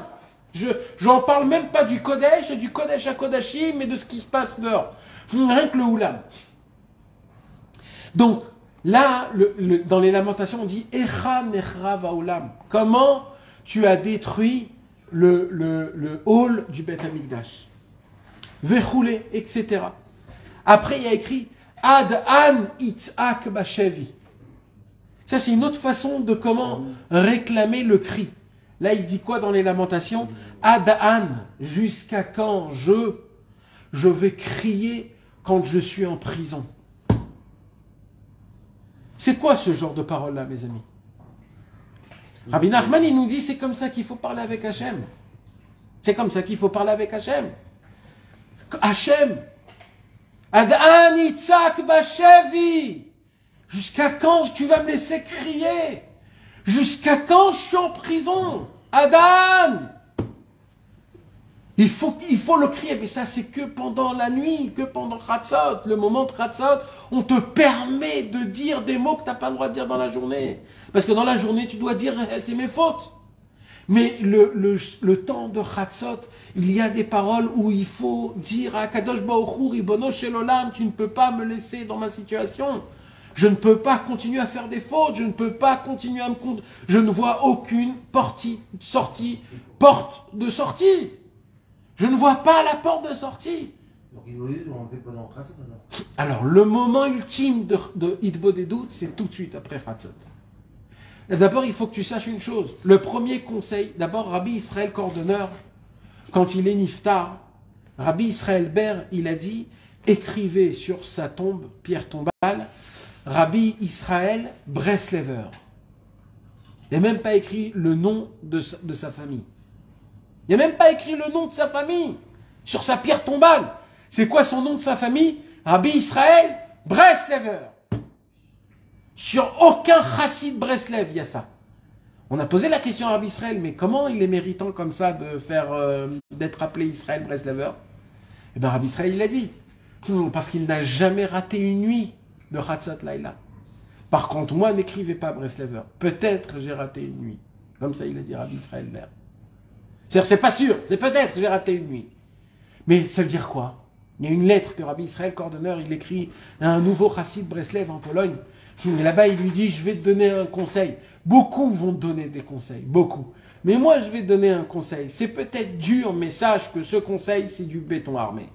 Si tu te focalises à essayer de faire tikkun chatzot, de te lever la nuit, de t'asseoir par terre et de lire les petits psaumes qu'il y a, ça prend 20 minutes à tout casser. Si tu fais ça et que après tu fais Hitbod des doutes, sache que tu es déjà dans la piste. Tu es monté dans le train. Tu es déjà monté dans le train. Tu es déjà en train d'avancer. C'est ça le chemin. Il n'y a pas de possibilité de faire teshuva, de devenir meilleur, de changer ou de vouloir si on ne fait pas Chatzot et Hitbod des doutes. Alors mes amis, je sais que c'est dur. Je sais que dans notre vie, on n'est pas conditionné à aller dormir tôt et se lever Chatzot. Mais malasot. Alors, conditionnez-vous une fois par semaine. Ou alors, faites combien? On est réveillé à minuit, 1h, on est réveillé. On est réveillé. Tu peux te réveiller aussi, et même si tu es réveillé, c'est pas grave, il faut faire Chatzot et après Hitbod des doutes. Mais Rabbeinu, il va nous dévoiler un secret, c'est que celui qui fait Chatzot, il dit Rabbi Nachman, tu as la possibilité après de parler des paroles de Hitbod des doutes que tu ne pourrais jamais parler. Parce que celui qui se lève Chatzot, il monte d'un niveau. Le moment, mes amis, je vous ai déjà dit quelque chose. Vous savez ce que c'est Hitbod des doutes? Je vous ai dit, c'est quoi Hitbod des doutes? C'est quoi Hitbod des doutes? Juste pour vous rappeler, c'est quoi Hitbod des doutes? Hitbod des doutes, mes amis, quand Adam Arishon, il a mangé de l'arbre de la connaissance, Akadosh Baruch Hu ne lui a pas grondé pourquoi tu as mangé de l'arbre de la connaissance. Akadosh Baruch Hu lui a dit pourquoi tu m'as pas demandé la permission. Si tu m'aurais demandé la permission de manger de l'arbre de la connaissance, ça se pourrait que je t'aurais dit oui, peut-être non, mais pourquoi tu m'as pas demandé? Pourquoi? Alors qu'est-ce qu'il lui a dit? Il était où Adam Arishon quand il a mangé l'arbre de la connaissance? Dans le Gan Eden. Le Gan Eden, ça veut dire quoi? Le jardin d'Éden. C'est où qu'on fait Hitbod des doutes, mes amis? Dans un jardin, dans une forêt. Vous savez qu'est-ce qu'ils disent les chassidés de Breslev? Reb Avram ben Nachman, il dit Adam Arishon a mangé l'arbre de la connaissance pour une seule raison. C'est parce qu'il n'a pas fait Hitbod des doutes. S'il aurait fait son heure d'Hitbod des doutes, jamais il aurait mangé de l'arbre de la connaissance. Donc la punition a été quoi? C'est quoi? Tu sors du Gan Eden. Tu sors du Gan Eden. Et là, qu'est-ce qu'il a fait Hachem? Il a pris son épée, tranchante de deux côtés, et il l'a planté à la portée du Gan Eden, et il lui a dit, tu ne rentreras plus dans le Gan Eden. Et il l'a expulsé. Vous savez, mes amis, pourquoi Adam Arishon, il a vécu plus que tout le monde, 1000 ans? Parce qu'Akadosh Baruch Hu l'a attendu 1000 ans qu'il revienne et qu'il frappe à la porte, je veux rentrer dans le Gan Eden. Même pas une fois il a fait. Et 1000 ans il a attendu. Excuse-moi, c'est pour ça qu'il est enterré à Hebron à l'entrée du Gan Eden. Nahon? Quand tu es renvoyé du Gan Eden, il veut pas à l'entrée. Exactement. Je suis à l'entrée. Je suis à l'entrée. Mais qu'est-ce qu'ils disent les Chassidés de Breslev de ça? Le moment où tu fais Hitbod des doutes, tu reviens dans le Gan Eden et tu ressembles à Adam Arishon avant la faute. Parce que celui qui fait Hitbod des doutes ne peut pas fauter. Celui qui fait Hitbod des doutes, il répare la faute d'Adam Arishon, qu'il n'est pas rentré dans le Gan Eden pour parler. Et la preuve, c'est quoi? C'est que qu'est-ce qu'elle dit, la Torah numéro 2 du Likutei Moharan? À quoi ressemble une prière? À une épée. Dakikar kle zeino shel Mashiach. Ou Atfila, c'est quoi l'arme du Mashiach d'Israël? C'est l'épée. Quand Hachem il a mis l'épée à l'entrée du Gan Eden, il lui a fait un remèze à Adam Arishon. Il lui a dit la seule possibilité pour re-rentrer dans le Gan Eden, c'est quoi? C'est au moment où tu vas employer ta prière. Il vient Rabbeinu 5000 ans plus tard et il nous dit, vous voulez tous revenir dans le Gan Eden, ressentir un petit peu le Gan Eden? Allez dans la forêt, cherchez le Gan Eden, faites Hitbod des doutes. Vous allez voir que pendant cette heure-ci, vous n'êtes pas pareil. Vous avez de la émouna, vous avez un cœur vaillant, vous êtes réveillé, vous êtes plein de vitalité, vous avez de la émouna. Presque vous voyez Hachem, presque vous l'entendez. Vous parlez avec lui comme si vous parlez avec un ami. Mais d'où vient cette force? C'est parce que cette heure-ci, là, tu ressembles à Adam Arishon avant la faute. Ça, c'est Hitbod des doutes, mes amis. Mais maintenant, dans l'Hitbod des doutes, ça ne suffit pas parce que maintenant, il faut battre, il faut parler, il faut débattre, il faut débattre. Et mes amis, sachez, si on va pas se... On a une seule arme. Voilà, je vais vous dire une seule chose. On n'a qu'une seule arme. On n'a que la prière, les gars. Il y en a qui vont vous dire, il y a la Torah, il y en a qui vont vous dire la Tzedaka, il y en a qui vont vous dire la Simcha, Shmirat Abrit, tout c'est vrai. Mais en Béhémet, là, Mito, vous voulez savoir vraiment Béhémet, la seule chose qui va réellement vous aider. Alors, il faut tout. Je dis pas, quand je dis la seule chose, ça veut pas dire qu'il faut mettre de côté les autres. Il faut tout. Mais vous voulez savoir dans quoi il faut mettre le paquet.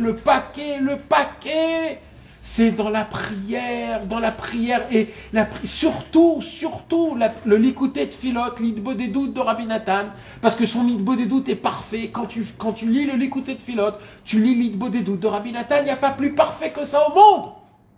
Mais il faut aussi l'Hitbod des doutes personnels, tes paroles où tu bégayes, où des fois tu arrives pendant 1 heure, tu n'arrives pas à parler avec Hachem. C'est pas grave, je suis là, Hachem. Je suis quand même venu. Ou alors tu parles des bêtises, ou alors tu t'embrouilles dans ta tête, ou alors tu n'arrives pas à te conditionner, ou alors tu te répètes encore et encore. Il y a un moment où tu verras, tu dis Hachem, je suis là, j'ai la émouna, que je vais parler mieux, que je vais avoir de la vitalité dans mes mots, dans ce que je fais, dans ce que je crois, que tu es vraiment en face de moi. Combien il faut prier Hachem d'avoir rien que la émouna qui m'écoute, qu'il est en face de moi, qu'il est intentionné, qu'il m'aime. Rien que de ça, il faut parler Hachem. Et je fais que j'ai la émouna, que je suis en train de parler, pour rien, que tu es là, que tu m'écoutes, que tu bois chaque mot, que réellement tu te soucies de moi, réellement tu veux m'entendre. De parler, il n'y a que ça qu'on a. On ne peut pas garder le brit si on ne parle pas et on ne demande pas Hachem. On ne peut pas. On ne peut pas avoir la confiance en Dieu dans la parnassa si on ne parle pas Hachem. On ne peut pas gagner aucun combat Dieu, etc. si on ne le donne pas. Aujourd'hui, les grands rabbinim, ils nous disent forcez-vous, battez-vous, c'est très grave, etc., etc. Et oh frère, peut-être à l'époque, oui, moi je suis fatigué, moi je peux pas me battre. Moi je dis la vérité, moi personnellement je peux plus me battre. Je suis fatigué, moi. On est fatigué aujourd'hui à l'âge de 30 ans. T'imagines, à l'âge de 30 ans, on est déjà des vieux. Et moi, c'est dur de manger comme un être humain. C'est dur de garder ses yeux. C'est dur de pas, avec l'argent et le kavod et le mensonge et la sincérité et la dignité. C'est dur de se battre tous les jours. C'est dur. On n'arrive pas, j'arrive pas. Alors quoi? Je suis un nul, je suis pas fort. On s'en fout, c'est pas ça qui compte dans le ciel. Il n'y a qu'une seule chose qui compte dans le ciel. Combien t'es acharné avec Hachem. Combien les fnotes, comment t'as dit, c'est moi le mot? Combien tu te retournes devant un Kadosh Baruch Hu. Combien tu comprends que tout dépend à demander avec pitié, miséricorde, avec respect, avec supplication. Supplier Hachem, il te doit rien, Kadosh Baruch Hu. Supplie-le, dis-lui par tes mérites, par le mérite. Mes amis, le Likutei Tfilot, il est aujourd'hui traduit en français. Apprenez de là-bas comment Rabbi Nathan ne laisse aucune phrase, aucune parole, il a employé tous les mots. Rabbi Nathan a donné, un jour Rabbi Nathan il a écrit dans Likutei Tfilot Hachem, comme ça il écrit Mamash, il dit comme ça Hachem, j'ai fait toutes les fautes qu'ils disent dans le monde. De base, j'ai aucun mérite. Ben, maître, que j'ai pas de mérite. Et tu me demandes à appliquer la Torah, et même ça, j'arrive pas. Alors, ce que je te demande, par le mérite de tous les tzadikim, que eux, ils ont servi Hachem, que eux, ils ont prié, rien que pour leur mérite à eux, fait que moi, je puisse réussir. Regardez jusqu'à où il est allé Rabbi Nathan, de prendre les mérites, les tzadikim des autres. On a de quoi sur s'appuyer. Vous savez, la force de la prière, elle n'a pas de limite. Tout ce que tu dis, si c'est toujours avec respect, elle fait son travail. C'est une flèche que tu envoies et que ça atteint une cible. Il faut croire dans nos paroles.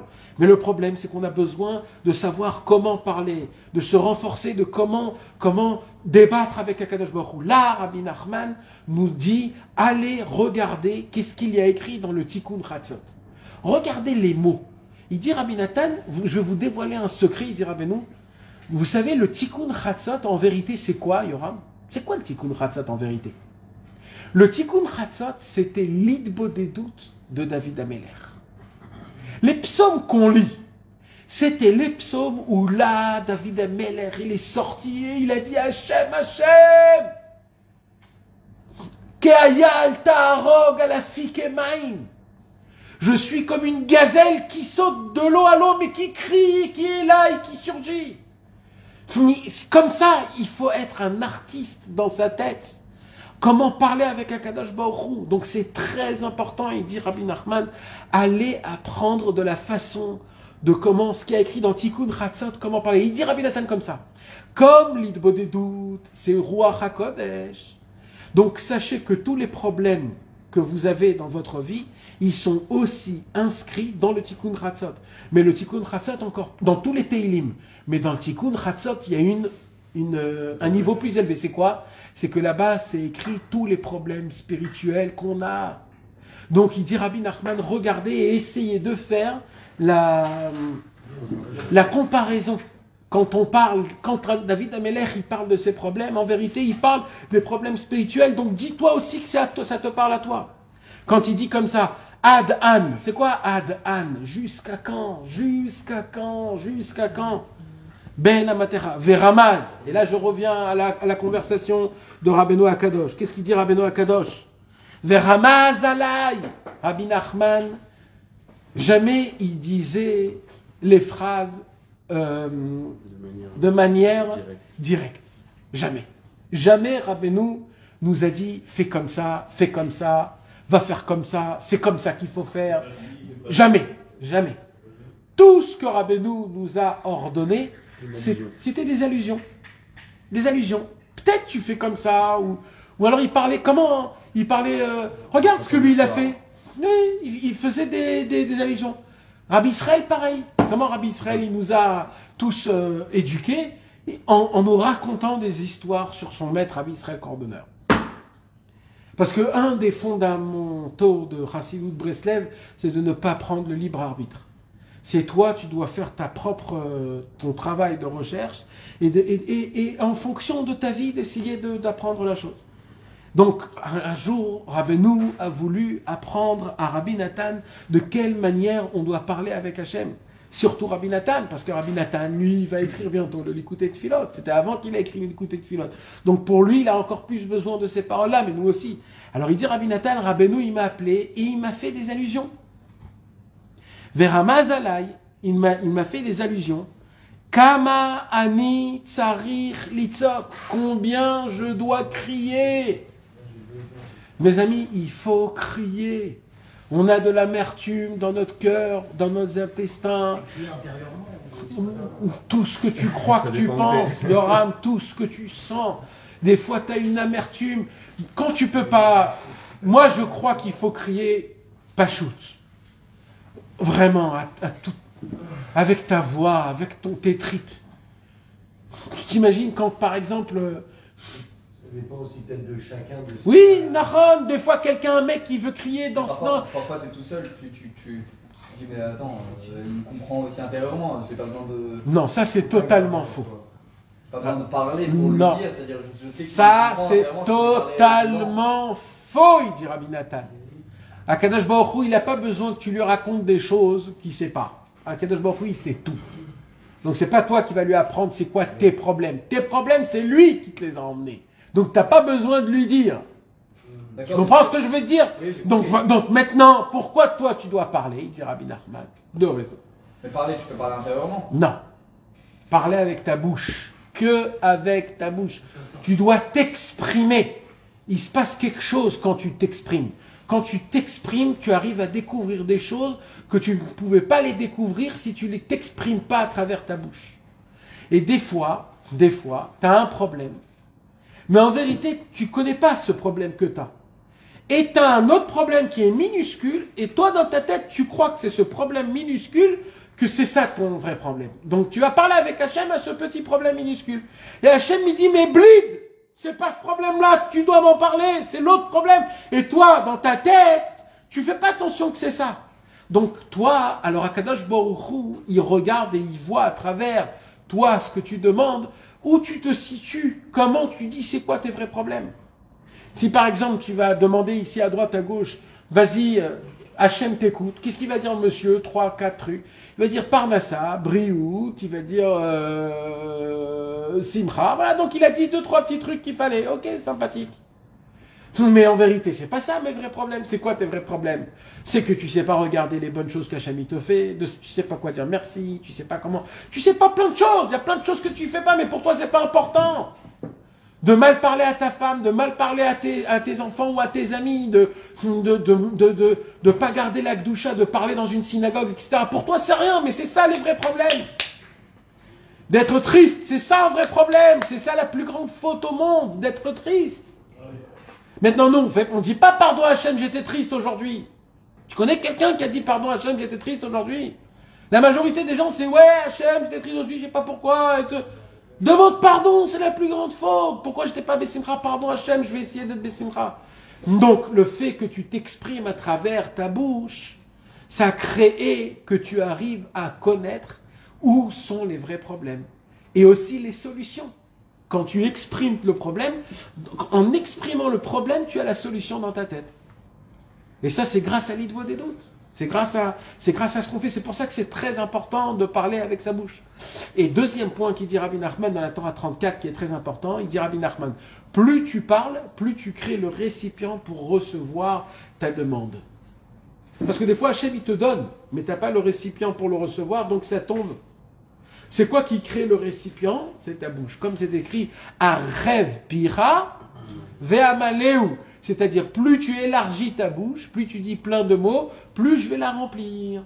Donc c'est à travers tes mots, à travers tes demandes, à travers ton exprimation. Donc c'est très important d'employer toujours la bouche. Mais en soi, lui, on ne parle pas, c'est-à-dire...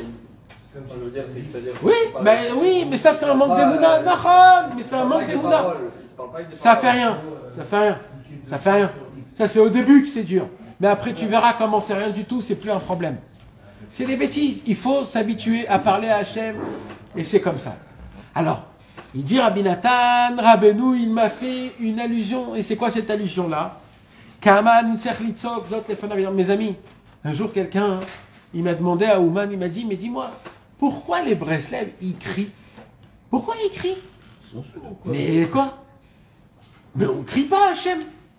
C'est un manque de respect. Comment on prie et on crie? Comment c'est possible? Et moi, quand il m'a posé cette question-là, j'avais tellement de réponses à lui dire que j'arrivais même plus à lui dire aucune réponse. C'est ce que tu disais la semaine dernière. Ouais. Non, bah, ça. Je savais même plus quoi lui dire, tellement c'était... ouais, alors il m'a dit, alors non, je lui ai dit, apporte-moi un Teilim, s'il te plaît.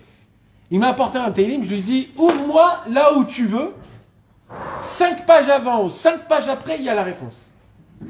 Il a ouvert, et là-bas, je ne me rappelle plus c'était quoi le truc, mais je lui ai fait montrer, je lui ai dit, regarde, David Ameller lui-même, il criait. C'est quoi le cri, mes amis? C'est quoi le cri? Qu'est-ce qui se cache derrière le cri? C'est tous tes poumons, c'est toute ton âme. Alors, déjà, où ça a été employé pour la première fois le cri? Vaïtzakou el Ben Israël, on était en Égypte. Et c'est quoi l'Égypte, mes amis? C'est la première fois? Je crois que c'est la première fois. Qu'est-ce qu'il y a écrit, mes amis? Comment s'appelait le maître à l'époque? Non, le maître de la galoute, c'était Pharaon. Ah, pardon. Comment on dit Pharaon en hébreu? Paro. C'est quoi le verlan de Paro? Oref. C'est quoi Oref? La nuque. Est-ce que dans la nuque, il y a une bouche? Non. Elle est où la bouche? Elle est de l'autre côté de la nuque. C'est quoi, il dit Rabbi Nathan, le secret de l'exil qu'on était en Égypte? C'était pas qu'on nous frappait parce qu'on construisait pas des pyramides. C'était pas ça. Le vrai problème des Égyptiens, c'était quoi? C'était que Pharaon a fermé notre bouche. Parce que son nom, c'est Oref. Il a dit, je sais que les béné Israël, toute leur force est dans leur bouche. Moi, je vais les occuper d'une manière que même prier à Hachem, ils ne pourront pas. C'est la raison pour laquelle Pharaon est appelé Paro, qui est le mot Oref, que Oref, c'est la nuque, là où il n'y a pas de bouche. Tout le problème des Bnei Israël pendant 400 ans en Égypte, qui ne sont pas sortis de leur exil, c'était pour une seule raison. C'est quoi? C'est qu'ils n'avaient personne pour leur apprendre comment prier ou crier avec Hachem. Le jour où Moshe Rabbeinu est venu, le jour où Pharaon est mort, Rachid dit, mais Fourache, le jour où Pharaon est mort, par Oref, il n'était plus là pour avoir cette force de la nuque, c'est-à-dire de ne pas parler.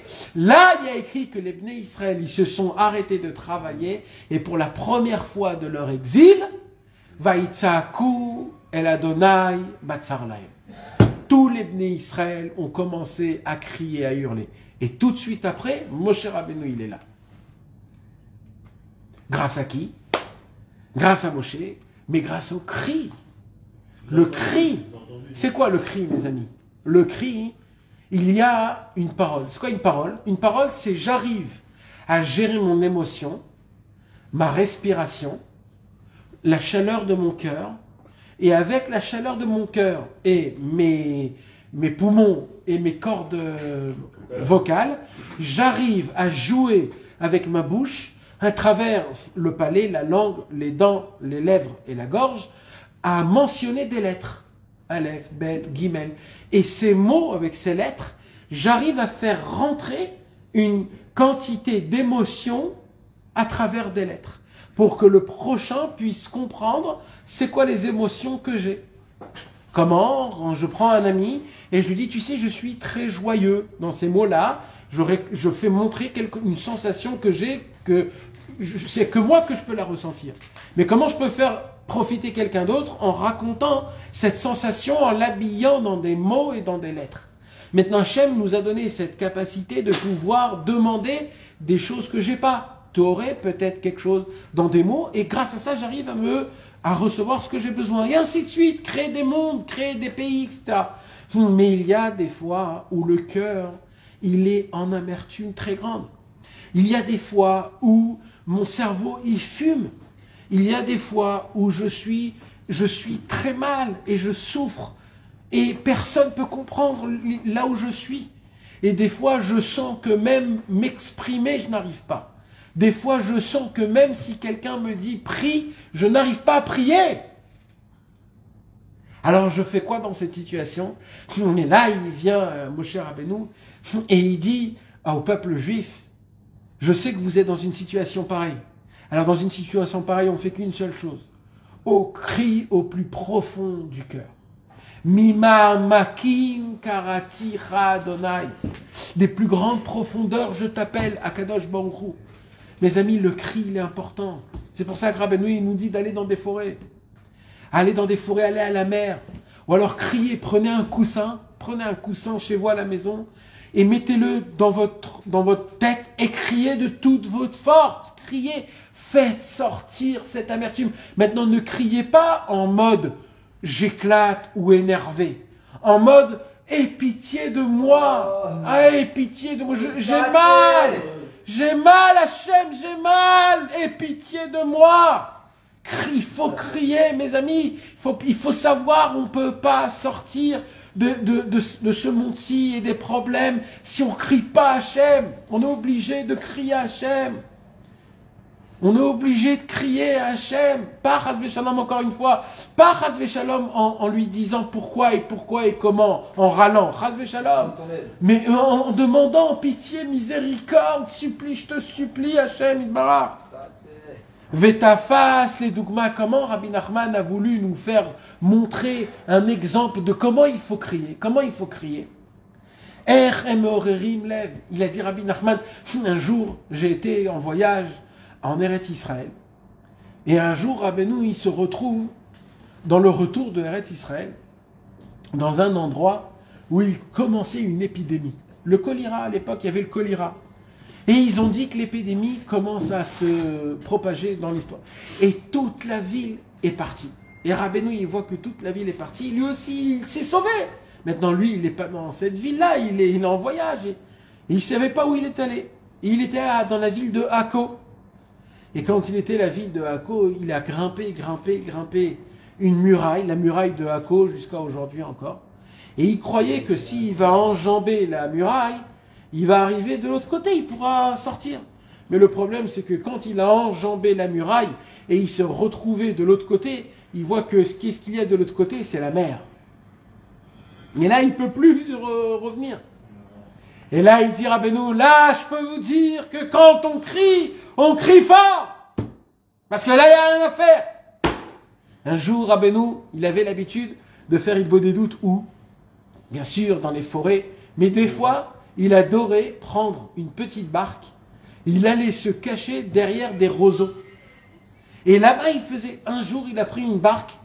Et d'un coup, il voit qu'il y a de l'eau qui rentre dans la barque. Maintenant, lui, il ne sait pas nager. Et il n'est pas proche du... Et il s'est dit, je peux vous dire, les gars, quand vous voyez que votre barque elle est en train de couler, quand tu pries Hachem, là, c'est tout ton cœur et tout ton... Et dans tous les côtés, il a été sauvé. Mais là, Hachem, il lui a appris comment il faut prier Hachem, comment il faut le réclamer. C'est ça qu'on dit Shema Israël. Pourquoi? Non, parce que quand il était dans la barque, il a dit Shema Israël. Nahon.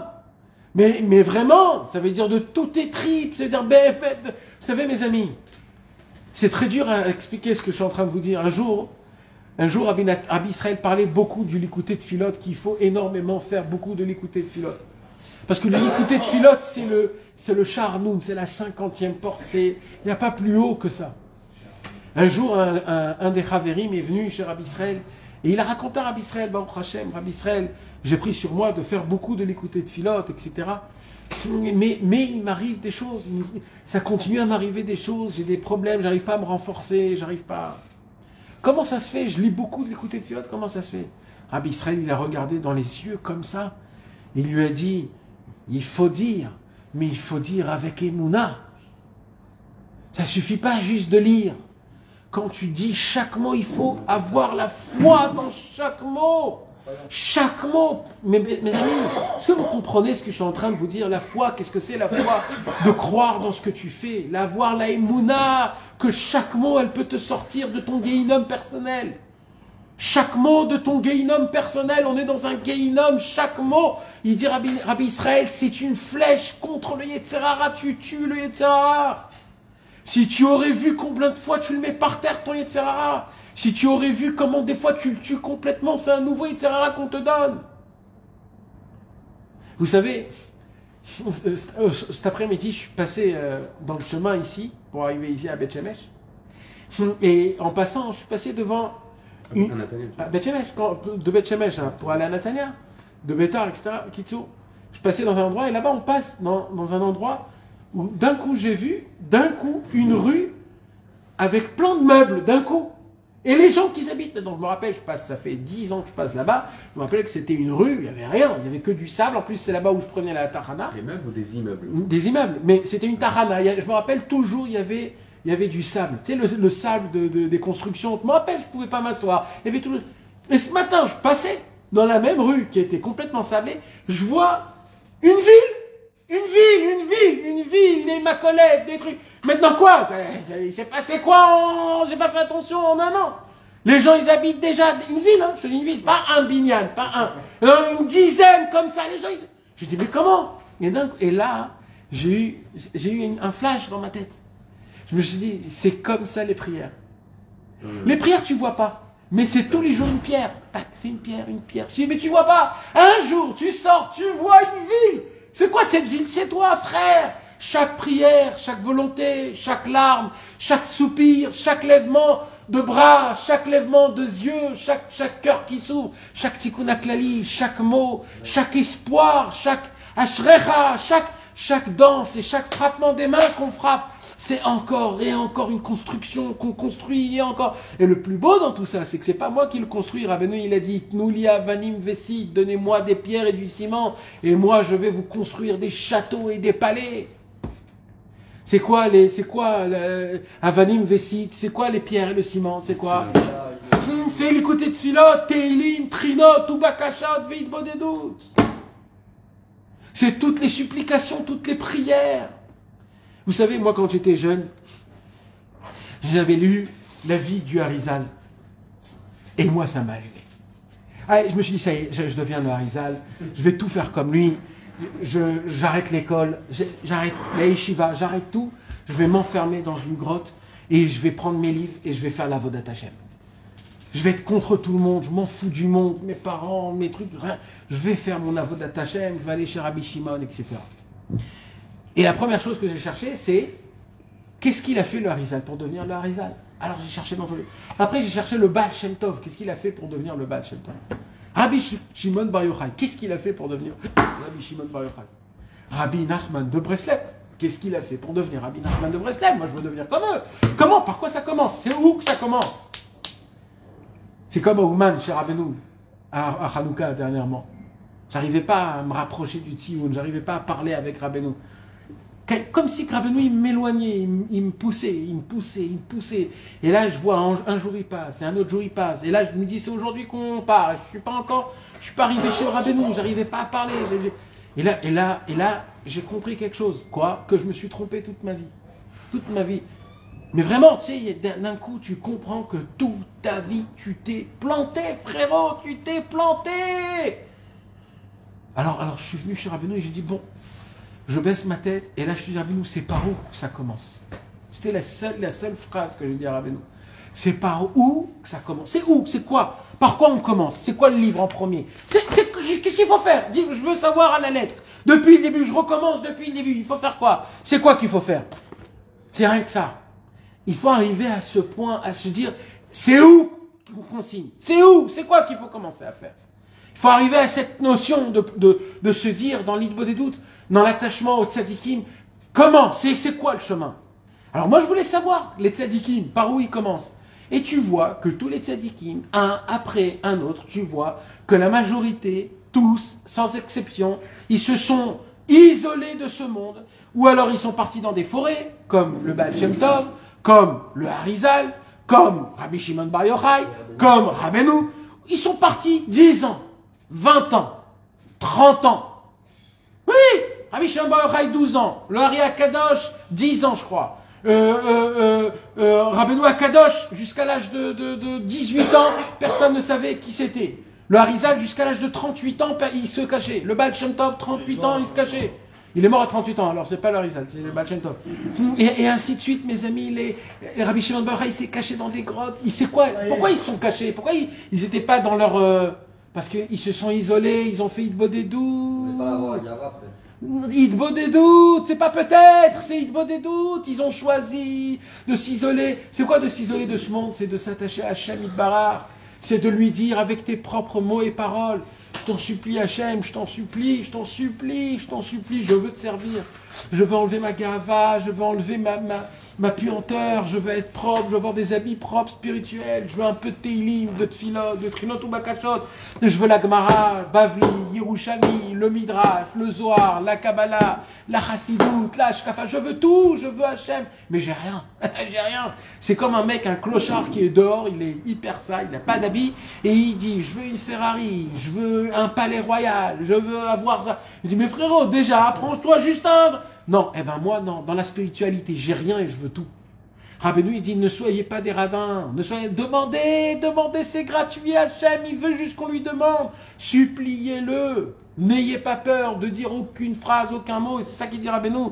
Vetafas les dougmas. Et il dit Rabbeinu, pour parler avec Hachem, il faut un cœur. Et ce cœur, il faut le réveiller avant.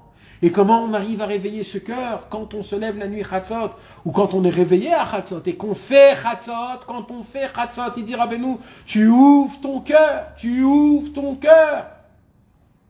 Tu ouvres ton cœur. Si mon cœur est ouvert, j'ai la possibilité de parler. Maintenant, vous savez que les lamentations, ils ont un air. Comment on lit les lamentations? Dans la synagogue, mes amis, comment on lit les lamentations à Tisha B'Av? Ça dépend, tunisien. Vas-y, comment tu sais faire un tunisien? Non, ça c'est Echa. Maintenant, il y a des lamentations. Alors, il y a des... Je ne me rappelle plus exactement c'est quoi l'air. C'est Echa Necha Vaoulam Venera Siesod Haolam. C'est un genre de pleurs sans que ça soit un pleur en chantant. Ça veut dire, c'est pas un chant, c'est plutôt un pleur, mais je veux pas rentrer dans le pleur, donc je le fais en petit peu avec un air. Eicha necha vaoulam nera siesod haolam ada nitzak bashevi. Il dit Rabbeinu, mes amis, quand vous parlez dans l'Idbo des doutes, n'ayez peur de rien. Chantez, dansez, et s'il faut pleurer, et faites des soupirs, parlez en chantant, faites tout, vous êtes libre de vous-même. Utilisez toutes les cartes possibles. Dites tout ce qu'il faut. David Ameller, lui, prenait son harpe et c'est comme ça qu'il faisait son livre des doutes. Mais nous, on a trop l'habitude de venir et de faire comme c'est écrit, de repartir et de dire, ouais, bon, j'ai fait moi. Mais soyez des artistes. Inventez-vous. Vous savez, c'est pas Stam que Rabbeinu, il est niftar dans la ville de Ouman. Ouman, c'est l'artisanat. Pour être un chassid Breslev, il faut être un artiste. Si on n'est pas des artistes, on ne pourra pas sortir de l'auberge. Surtout, un artisan, surtout, un artisan, ça veut dire c'est de l'artisanal. Un artisanat de savoir les mots et de faire en chantant Hachem, voilà, je suis là, et je te dis mes problèmes en chantant et en dansant, et ça me fait mal, ça me fait mal, ça me fait mal. N'aie pas peur, même rends-toi ridicule. Personne au monde est ridicule devant Hachem. Justement à l'envers, celui qui se met ridicule dans ce monde-ci, c'est lui un guerrier vaillant devant Akadosh Baruch Hu. C'est de lui qu'Akadosh Baruch Hu va dire, Israël, Asher Bechait Par, t'es un juif, je m'éblouis de toi, de la façon de comment tu me parles et de comment tu chantes et tu dis les mots. Mes amis, il faut franchir ce pas. C'est un pas qu'il faut le franchir. Il faut le franchir parce que Hachem, il attend ça. Et tous ces cadeaux-là, on a la possibilité de le trouver à travers le Tikkun Chatzot. Parce que le Tikkun Chatzot, il a une puissance de ouvrir le cœur. Mais comment on arrive à ouvrir le cœur grâce à Chatzot? C'est ce que je vous ai dit tout à l'heure, mes amis. D'essayer, d'étudier, de regarder leur Tikkun Chatzot en français. De l'apprendre, de l'étudier, de le regarder, de voir qu'est-ce qu'il y a écrit. C'est quoi les mots? Et limite même, si vous prenez le Tikkun Chatzot en français et amenez-le à la forêt, dans Idbo des doutes. Rachel, tikkun Léa. Tikkun Rachel, Tikkun Léa. C'est ça qu'il faut faire. C'est ça qu'il faut faire. C'est tous les deux. Oui, tous les deux. Chaque soir, parce qu'il y a des... Chaque soir, sauf Shabbat. Shabbat que Tikkun Léa. Mais ils disent qu'il y a... Non. En général, c'est simple. Quand il n'y a pas Tachanoun, c'est Tikkun Léa. Quand il y a Tachanoun, c'est Tikkun Rachel et Léa. C'est tout. C'est que ça, tout le temps, toujours. Et il faut savoir notre cœur. On a dit comment on répare le cœur. On a dit comment on répare le cœur, mes amis. Comment on arrive à réparer nos cœurs de nos tables. Achila, Shtia et Mammon. Comment? Achila, pardon. Niouf et Mammon. Niouf, c'est les passions sexuelles. Donc c'est Achila, Niouf, c'est Amen. Amen. Achila, Mammon, Niouf. Amen, c'est 91. 91, c'est Havaya et Adnous. En faisant ça, on répare le cœur. Comment on répare le cœur? Chatzot. Chatzot, il dira Benou, ça répare le cœur pour parler. Oui, mais Chatzot, il fait ce travail. C'est ça qu'il dira Benou. Il touche ton cœur. Exactement. Exact. Puisque, en fait, tu te lèves Chatzot. Pourquoi tu te lèves Chatzot? Parce que tu veux faire place à Hachem dans ton cœur. Alors à ce moment-là même, tu enlèves de ton cœur toutes les 3 ta'avot générales. Et au moment où tu enlèves les ta'avot générales, Hachem, attends, Hachem, il te dit, grâce à ça, tu pourras me parler. C'est quoi la question, Yohann? C'est que tout à l'heure, tu as dit qu'on pouvait réparer ces 3 choses-là. Et après, tu as dit, mais ces 3 choses-là, il faut réparer un par un. Il faut réparer ça, il faut réparer ça, et après, tu as dit, tu avais dit, tu n'as pas dit. Comment on répare ça? Comment on répare ça? Alors, moi, ce que je voulais vous dire, c'était ça. Alors, ce que je voulais vous dire, c'est comme ça. Comment on fait pour démarrer le... Alors, pour démarrer réellement, c'est que à travers la bouche. Parce que c'est quoi la parole dans la vision générale normale? C'est quoi ce que tu dis? Tu dis ce que tu ressens et ce que tu comprends. Donc, comment tu arrives à dévoiler ton cœur? À travers ta parole. Il dira, ben non, mais comme ton cœur, il est problématique, donc on a besoin d'abord de réparer le cœur en faisant chatzot. Et au moment où tu répares ton cœur en faisant chatzot, comment tu répares les ta'avot? En parlant. Quand tu parles, tu répares ton cœur. Mais il dira, ben non, mais des fois, tu ne peux pas parler. Alors il dira, ben non, le cri. Tu sais, c'est quoi le cri? Il dira, ben non, dans la Torah 5, c'est un éclair que tu envoies dans le cerveau. Et quand l'éclair, qu'est-ce qui se passe quand un éclair, il va dans un nuage? Il fait tomber de la pluie. Il dit, Rabbeinu, quand tu fais un cri, tu envoies un éclair de voix depuis les cordes vocales. Tu lui envoies où? Dans le cerveau. Ça crée un tonnerre dans le cerveau. Et le tonnerre fait pleuvoir jusqu'au cœur. Et le cœur, il est complètement embelli. Le tikkun du cœur, il est à travers la parole que tu parles, surtout quand tu es oré de faire chatzot. Rabbi Nathan, il continue. Donc pour commencer, je vais commencer on va prendre la achila. Alors, non, d'abord prier, Yohann. Nahon, mais c'est à travers la prière. De prier d'abord sur la tabat achila, après de prier sur la tabat, non? Et après de prier, c'est toujours sur la prière. La prière, c'est là. Exact. Maintenant, il dira, Benou, Gam me'acharuz dodi yarad legano. Il y a une lamentation que Rabbeinu, il a préféré Chaval al-Azman. Cette lamentation, je ne sais pas, je crois qu'elle est traduite chez le Keren, ils ont traduit cette lamentation. C'est pas une bagarre, comment on dit, un débat.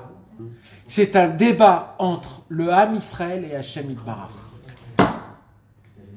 Hachem, tu nous as promis que ça et ça et ça. Et Akadosh Baruch Hu dit, mais c'est pas grave, parce que je vous ai donné ça. Mais le Ham Israël dit, mais aussi on souffre, etc. Et Hachem il répond, et je me plains, et Hachem il répond. Il dit, Rabbeinu, vous savez pas qu'est-ce que ça fait dans le ciel quand on lit Dodi Yarad Legano, Dodi Yarad Legano, Lirod Baganim, Leishtashea, Velilkot Shoshanim, Kol Dodi didofek, pitrilita-mati. C'est tout un chant qu'un grand tzaddik de la Syrie, qui s'appelait Rabbi Chaim HaKohen, a écrit. Mamash, qui parle la conversation entre le Ham Israël et Akadosh Baruch Hu. Mais ce qu'on a dans le cœur, Hachem, comment ça se fait? Je marche avec des habits royaux, mais complètement troués. C'est quoi des habits royaux? C'est j'ai plein de mitzvot, mais j'ai plein d'avérot sur mes mitzvot. Et Hachem Itbarach, comment ça se fait qu'on souffre, que le sang est coulé, que la parnassa est difficile, etc., etc. Et comment ça se fait, la pureté, on te voit pas, t'es plus là, on est dans un désert. C'est tout ce qu'on a réellement, l'amertume dans notre cœur, cette lamentation. Et mes amis, c'est très important, si vous pouvez vous la voir, parce que c'est dans le Tikkun Chatzot, à la fin de Tikkun Chatzot, à la fin de Tikkun Lead, Dodi, Yarad, Legano. C'est tellement important, si vous pourriez la lire, mes amis, même si vous n'avez pas la force de faire tout Tikkun Chatzot, rien que de le lire, le Dodi, Yarad, Legano, c'est énorme. Rabbeinu, il a dit, Siper Veshipro Meod. Rabbeinu a loué énormément ce chant-là. Kiyou Medaber. Pourquoi? Parce que cette lamentation, elle parle, du débat, Shel Knesset Israël im Hashem Itbarach. C'est-à-dire du peuple juif et d'Hachem. Ou Meorer, Alev, Meod, et ça réveille le cœur. Et nous, ce qu'on a besoin, c'est mamash, de réveiller notre cœur, qu'on a la possibilité de pouvoir parler, de se laisser, parce que c'est dur de parler avec Hachem et de laisser prendre son cœur et de se le complètement, c'est très dur. Alors c'est quoi qui peut nous aider? C'est la façon de comment les tzadikim, comment le Tikkun Chatzot, comment lui débat le débat avec Hachem. Et ça ouvre le cœur. Donc c'est important, mes amis. C'est pour cela, tout de suite, Tikkun Chatzot, Hitbodedut, tout de suite, Hitbodedut, mamash. Ça, c'était la Sira 268. Juste 2-3 mots sur la Torah 101b qui parle de cette Sira du Sichot Haran. Amar! La Torah de Nikouté Moran. Oui, Torah d'Ikouté Moran, Koufalef, 101. Amar, Rabbeinu a dit, She'al Yedei Amira Tikkun Chatzot. Rabbeinu a dit, grâce à Amira, à la récitation du Tikkun Chatzot, Yecholin Lefaresh Sichato. C'est une ségoula. Et ça nous donne le pouvoir de pouvoir s'exprimer totalement dans sa conversation avec Akadosh Baruch Hu. Mais là, il parle de la condition qu'il en fait poser derrière. Hein? Là, il parle de la condition qu'il faut des doutes derrière après. Pas obligatoire. Bah, quand on fait Tikkun Rachel et Léa, on lit en fait ce qui. Oui, on lit Tikkun Rachel, Tikkun Léa. Et alors, après, il te des doutes après. C'est une Ouais, forme. donc on fait des doutes. Oui, mais si par exemple, t'as pas le temps de faire une des doutes après. T'as envie de dormir. Alors Rabbeinu, il te dit, c'est pas grave, t'as fait Tikkun Chatzot, ça va te créer une possibilité par le ciel qui va te réparer ton cœur, qui va faire en sorte que tu vas t'exprimer à Hachem beaucoup plus fort, beaucoup plus intense et beaucoup plus parfait. Les faresh sichato et kol asher im levavo. De ne rien laisser dans ton cœur. Tout, tu vas parler avec Hachem, grâce à Tikkun Chatzot. Kemo, al yedei hitbodedut, comme on doit faire avec l'hitbodedut. Qui est là, regardez la vision de Rabbeinu, comment il faut faire le Tikkun Chatzot, qui mistama, car je pense, il dit Rabbeinu, en omrim Chatzot ala avar, ça tout le monde se trompe, mes amis. Pourquoi on fait Tikkun Chatzot, mes amis? Pourquoi il faut faire Tikkun Chatzot? De base, on croit que parce qu'il y a eu 2 destructions du temple, et alors on doit s'asseoir par terre et pleurer le temple qui est tombé. Il dit Rabbi Nachman, pas du tout. Est-ce qu'on pleure à quelque chose qui s'est passé auparavant? Rabbeinu nous a dit toujours, Maché Aya. Aya! Le passé, c'est le passé, on ne pleure pas pour le passé. Ah bon, alors pourquoi alors il faut se lever Chatzot? Il dit Rabbeinu, parce que tous les jours, il y a une opportunité qu'Akadosh Baruch Hu crée le Beth Amikdash. Comme ça il y a écrit. Tous les jours, Hachem il dit aujourd'hui, le Beth Amikdash va descendre. Et tous les jours, il se passe quelque chose pour que le Beth Amikdash ne trompe pas. Donc en fait, le Beth Amikdash, c'est pour aujourd'hui, c'est aujourd'hui. Mais Rabbeinu, il dit, mais ça c'est un point... On dit tous les jours en plus, quand on dit les petits trucs qu'on doit se rappeler là. Nahod. On dit Bimera Bienvenue. Nahod. Mais Rabbeinu, là, il va aller plus loin. Rabbeinu, il dit vraiment, nous, on ne sait même pas ce que c'est le Beth Amikdash. Qu'est-ce qu'on peut pleurer sur le Beth Amikdash, nous? Alors il dit, Rabbeinu, je vais vous apprendre une nouveauté dans Tikkun Chatzot. Il dit, Rabbeinu, Dans le Beth Amikdash, il y avait 3 choses. Sur quoi on pleure, mes amis, dans le Beth Amikdash? On pleure 3 choses.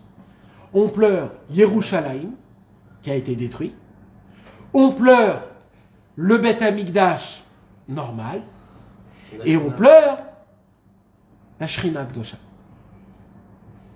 Ok? Il dit Rabbeinu comme ça. Maintenant, je vais vous faire un seder. Yerushalayim, c'est le cœur.